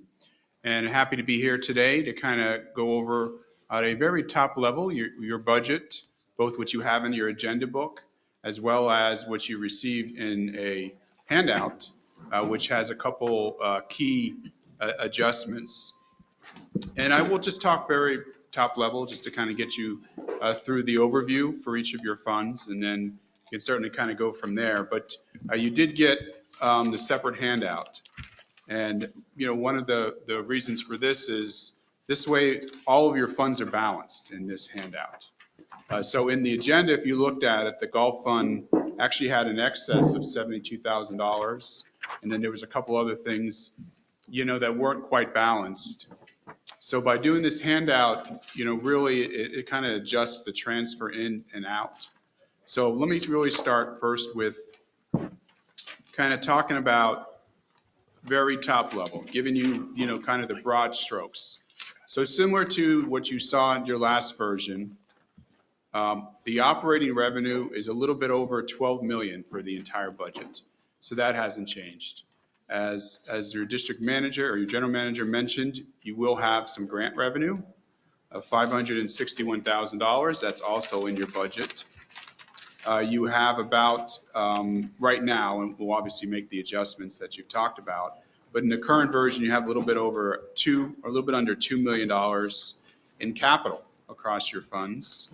And then in your current version, there was about $372,000 that was being transferred to the golf course. Based on the discussions, a couple minutes earlier, that transfer would go up to about $742,000. And basically, what you would be doing is you're going to be transferring a little bit from your general fund, a little bit from your utility fund, but neither one of those funds would need to use any cash reserves to do it. So your current budget does have enough, and it was mentioned a little bit earlier, to cover those transfers. In addition to that, the budget you have, and again, I apologize, I'm talking about the adjusted here, would actually add to your reserves. About, after the transfer change, about $336,000. So again, you would be able to cover your capital. You would be able to pull in capital from another year that you just talked about earlier. And you wouldn't have to use prior reserves, and you'd actually add to your reserves. And that's kind of all in your one-page version right here. And like I mentioned, you do have, grant money coming in to cover some of your capital, which is good. Total capital, I just kind of, for the record, put in some numbers in here. The total capital in the version you have in front of you is about $7.4 million. And this would be across the general fund, the utility fund, and then your golf/restroom fund. That's kind of very over your top level, and certainly happy, you have quite a bit of pages in your agenda. I did the different funds, happy to go through any of them, answer questions, or, continue to talk about the top level. I'm good with this. You guys okay with this? Any Yes. questions for him? Okay. I guess we're good. Thank you. Yeah, very good budget. Okay. Thank Thank you. you. You're welcome. And we'll take the 3 changes that we just discussed. Well, let's go through them all to make sure that we're all on the same page. If we look at let's look at the capital sheets. If I can find them. On the general fund, I don't think I see any changes whatsoever. Unless somebody sees something I don't.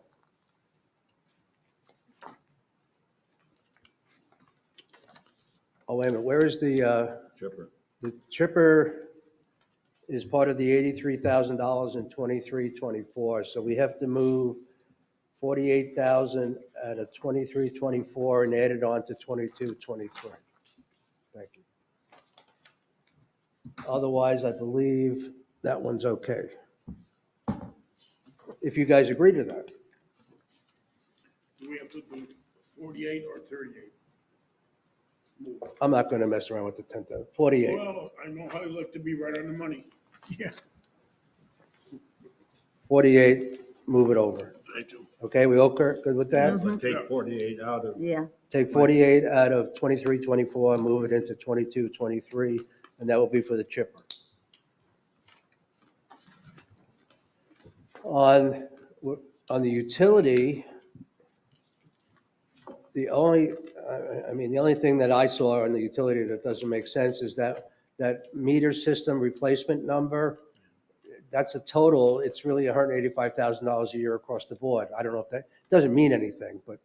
Yeah, it's just in your capital plan really more than anything. Yeah, but the capital plan is not, it's the total there, that $1,551,000, just FYI, that's not the right number. Okay. Because that 925 is really 185. Okay. Again, it doesn't affect anything, it's just a question of We'll the right We'll number. get it fixed though. Otherwise, yeah, I think the utility fund is fine. Everybody okay? Yep. The golf fund, as you see there, the 550,000 is in 23-24. What we're talking about doing is moving it to 22-23 and making it 375,000 to round it off. Mhm. We okay with that? Yep. Otherwise, I think golf is again, the golf thing, it's the same thing on the operating leases, that total. It's really 205, not 1,000,004. It's 205 a year. Yeah. So it throws off that 2.4 million is not the right number. Right. Okay. Otherwise, I think that's okay, right? And then when we get into the actual funds, the utility fund, I'm sorry, the general fund, anybody have any changes to the accounts? I will tell you, Chris, on this, your totals, what you have to be careful of, where you see on the first page of the revenues, that 347,000, you got to be careful of all those numbers, all those transfers in and transfers out, because now we're going to change to make everything balance. So the actual accounts are probably okay, but the summaries of the transfers all have to be checked out and make sure that they're okay. There is, for example, the transfer out for the golf fund is 596. It's not going to be 596. It's going to be a different number now. And prior year funds, balance, and reserves, which is 347,000. It's listed as that. That's not included. This is a budget for the year, not anything to do with prior years. So that number has to come out. And if you want, Dane, I can sit down and show you what I'm talking about, if that helps a little bit. But the actual accounts, how's everybody with that? Okay? The golf fund, any questions or challenges on that? Okay. Utility fund. Again, all the transfers have to be looked at to make sure that they're right numbers now based on what we said. But the actual accounts on the utility fund, is everybody okay with those?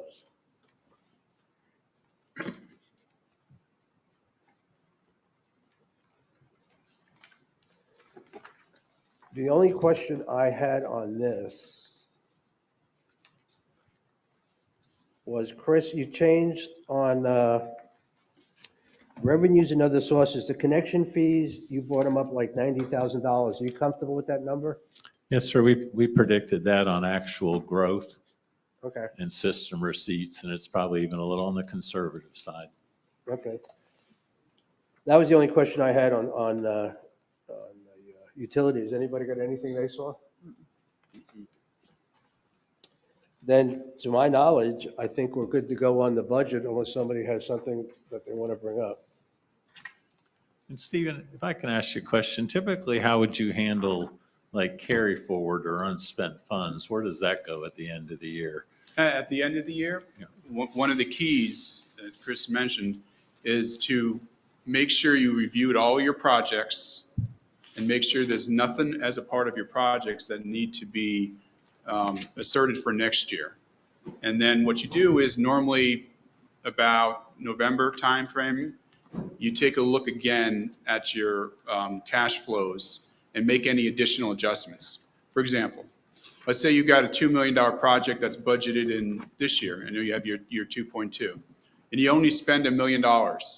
At year end, that money, from the legal standpoint, it's over. You're going to have to go back in there and say, hey, we're going to spend this additional 1.2 so that we, reserve it, and that you're not using that for something else. So it is It's a budget adjustment that you're talking about. Mhm. Right. So you do have to make that, and I say you do normally November because you got vendors, still sending in invoices.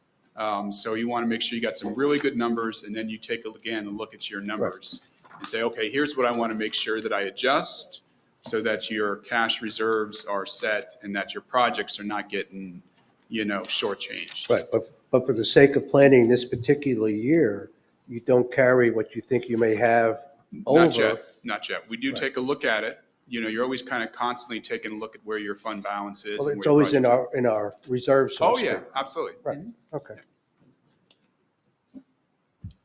We got anything else? Otherwise, I think we're done on the budget. I think we'll make these changes, turn it into the final proposed budget for the final public hearing on the 23rd. Okay. Public hearing on the golf rate?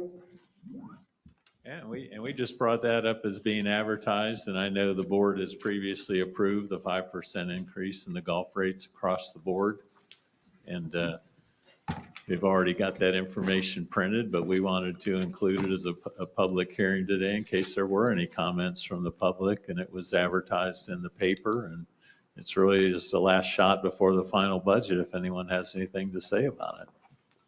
Anybody from the public like to say anything? Okay. I don't think, we've already voted on this, right? So we don't have to vote on it again? Or do we? Do we have to vote on this again, or? I don't think so. No, we're going to just move forward and put it in the final budget for Okay. final adoption on the 23rd. Okay, so that's it for the golf rate. Public hearing on the utility rate. Yes, and we've gone over this 3 different times that the board's seen it and had presentations on it. And I will have to apologize. I thought our consultant was going to be online at this moment because we wanted to bring up a proposal that we were looking at and originally brought up by Mr. Halbig, and that was how do you assign the people that own property a cost of maintaining and putting the utility system in, and you could call it a service availability fee. It's really a fee in case somebody has a lot and there's already a utility line in front of it, so they don't have to pay to extend that lot, but at the same time, they aren't paying anything into that capital part of the system. So we asked the consultant to review that and make some recommendations for us, and I'll pursue that in writing. But it's not unusual. Where I worked in Gateway in Fort Myers, we had that fee. We called it a service availability fee. So if there was vacant tracts that weren't developed, they still paid a proportional share of that capital cost, similar to what a customer now pays. That base facility charge, call it $18 a month. What they're paying for is capital. So there wouldn't be any service there, but you could charge them a prorated. It might be $2 or $3 a month. That would be included with the assessment. And it's no different than we have a vacant land assessment, and then that assessment goes up for when you have roads and stormwater there. Mm-hmm. This would just add another fee, and that person that owns that property would be paying a small share for that capital cost to maintain the system. Are you guys okay on proceeding with that? Oh, yeah. So that's something that would not take effect until the assessments for 23, 24 go into effect. So we have some time on that. But the question the board would have to decide at one point eventually is how much do we want to charge those lots to put into a capital project fund? Again, knowing that we charge right now $14 a month for everybody who has, a lot with a homeowner. Yeah. The question is, on unimproved lots, do we want to charge $14? We want to charge $10? That's a decision that we still have to make. Right. And we would it would be a yearly charge as opposed to a monthly charge. And it would be included in their assessments. It'd be part of their assessment. Yes. And we'll look at how other utilities across the state and special districts handle that, because it's not unusual at all for those fees to be in effect. Yeah. And you'll bring back some information? Oh, yeah. We'll do a full report on it. And that's something that moving into next year, we'll have discussions with and through the budget process and look at adopting it then with the budget. Is there groups out there or not necessarily a consultant, but somebody that goes through and evaluates and says your rate ought to be this? Yes. Yeah, we'd have to get a little work done and again, look at how other folks assess that rate. And we have to look at how many lots we have, what the square footage or the front footage is on the lot, come up with a cost estimate for that infrastructure and then break them. It just has to be fair and equitable. We have to have a formula. We can't just say $5 a lot. Yeah, no, and that's what I was looking for, is some kind of backup paper that says it's the right thing to do. Yes. I agree. But otherwise, the only motion I had would be to approve the rate case and move it into the final budget for final approval on the 23rd. Yeah, is there any public comments on the utility rates? Any other board comments on it? Okay, then we move. Anybody have anything else? We're adjourned. 11:50.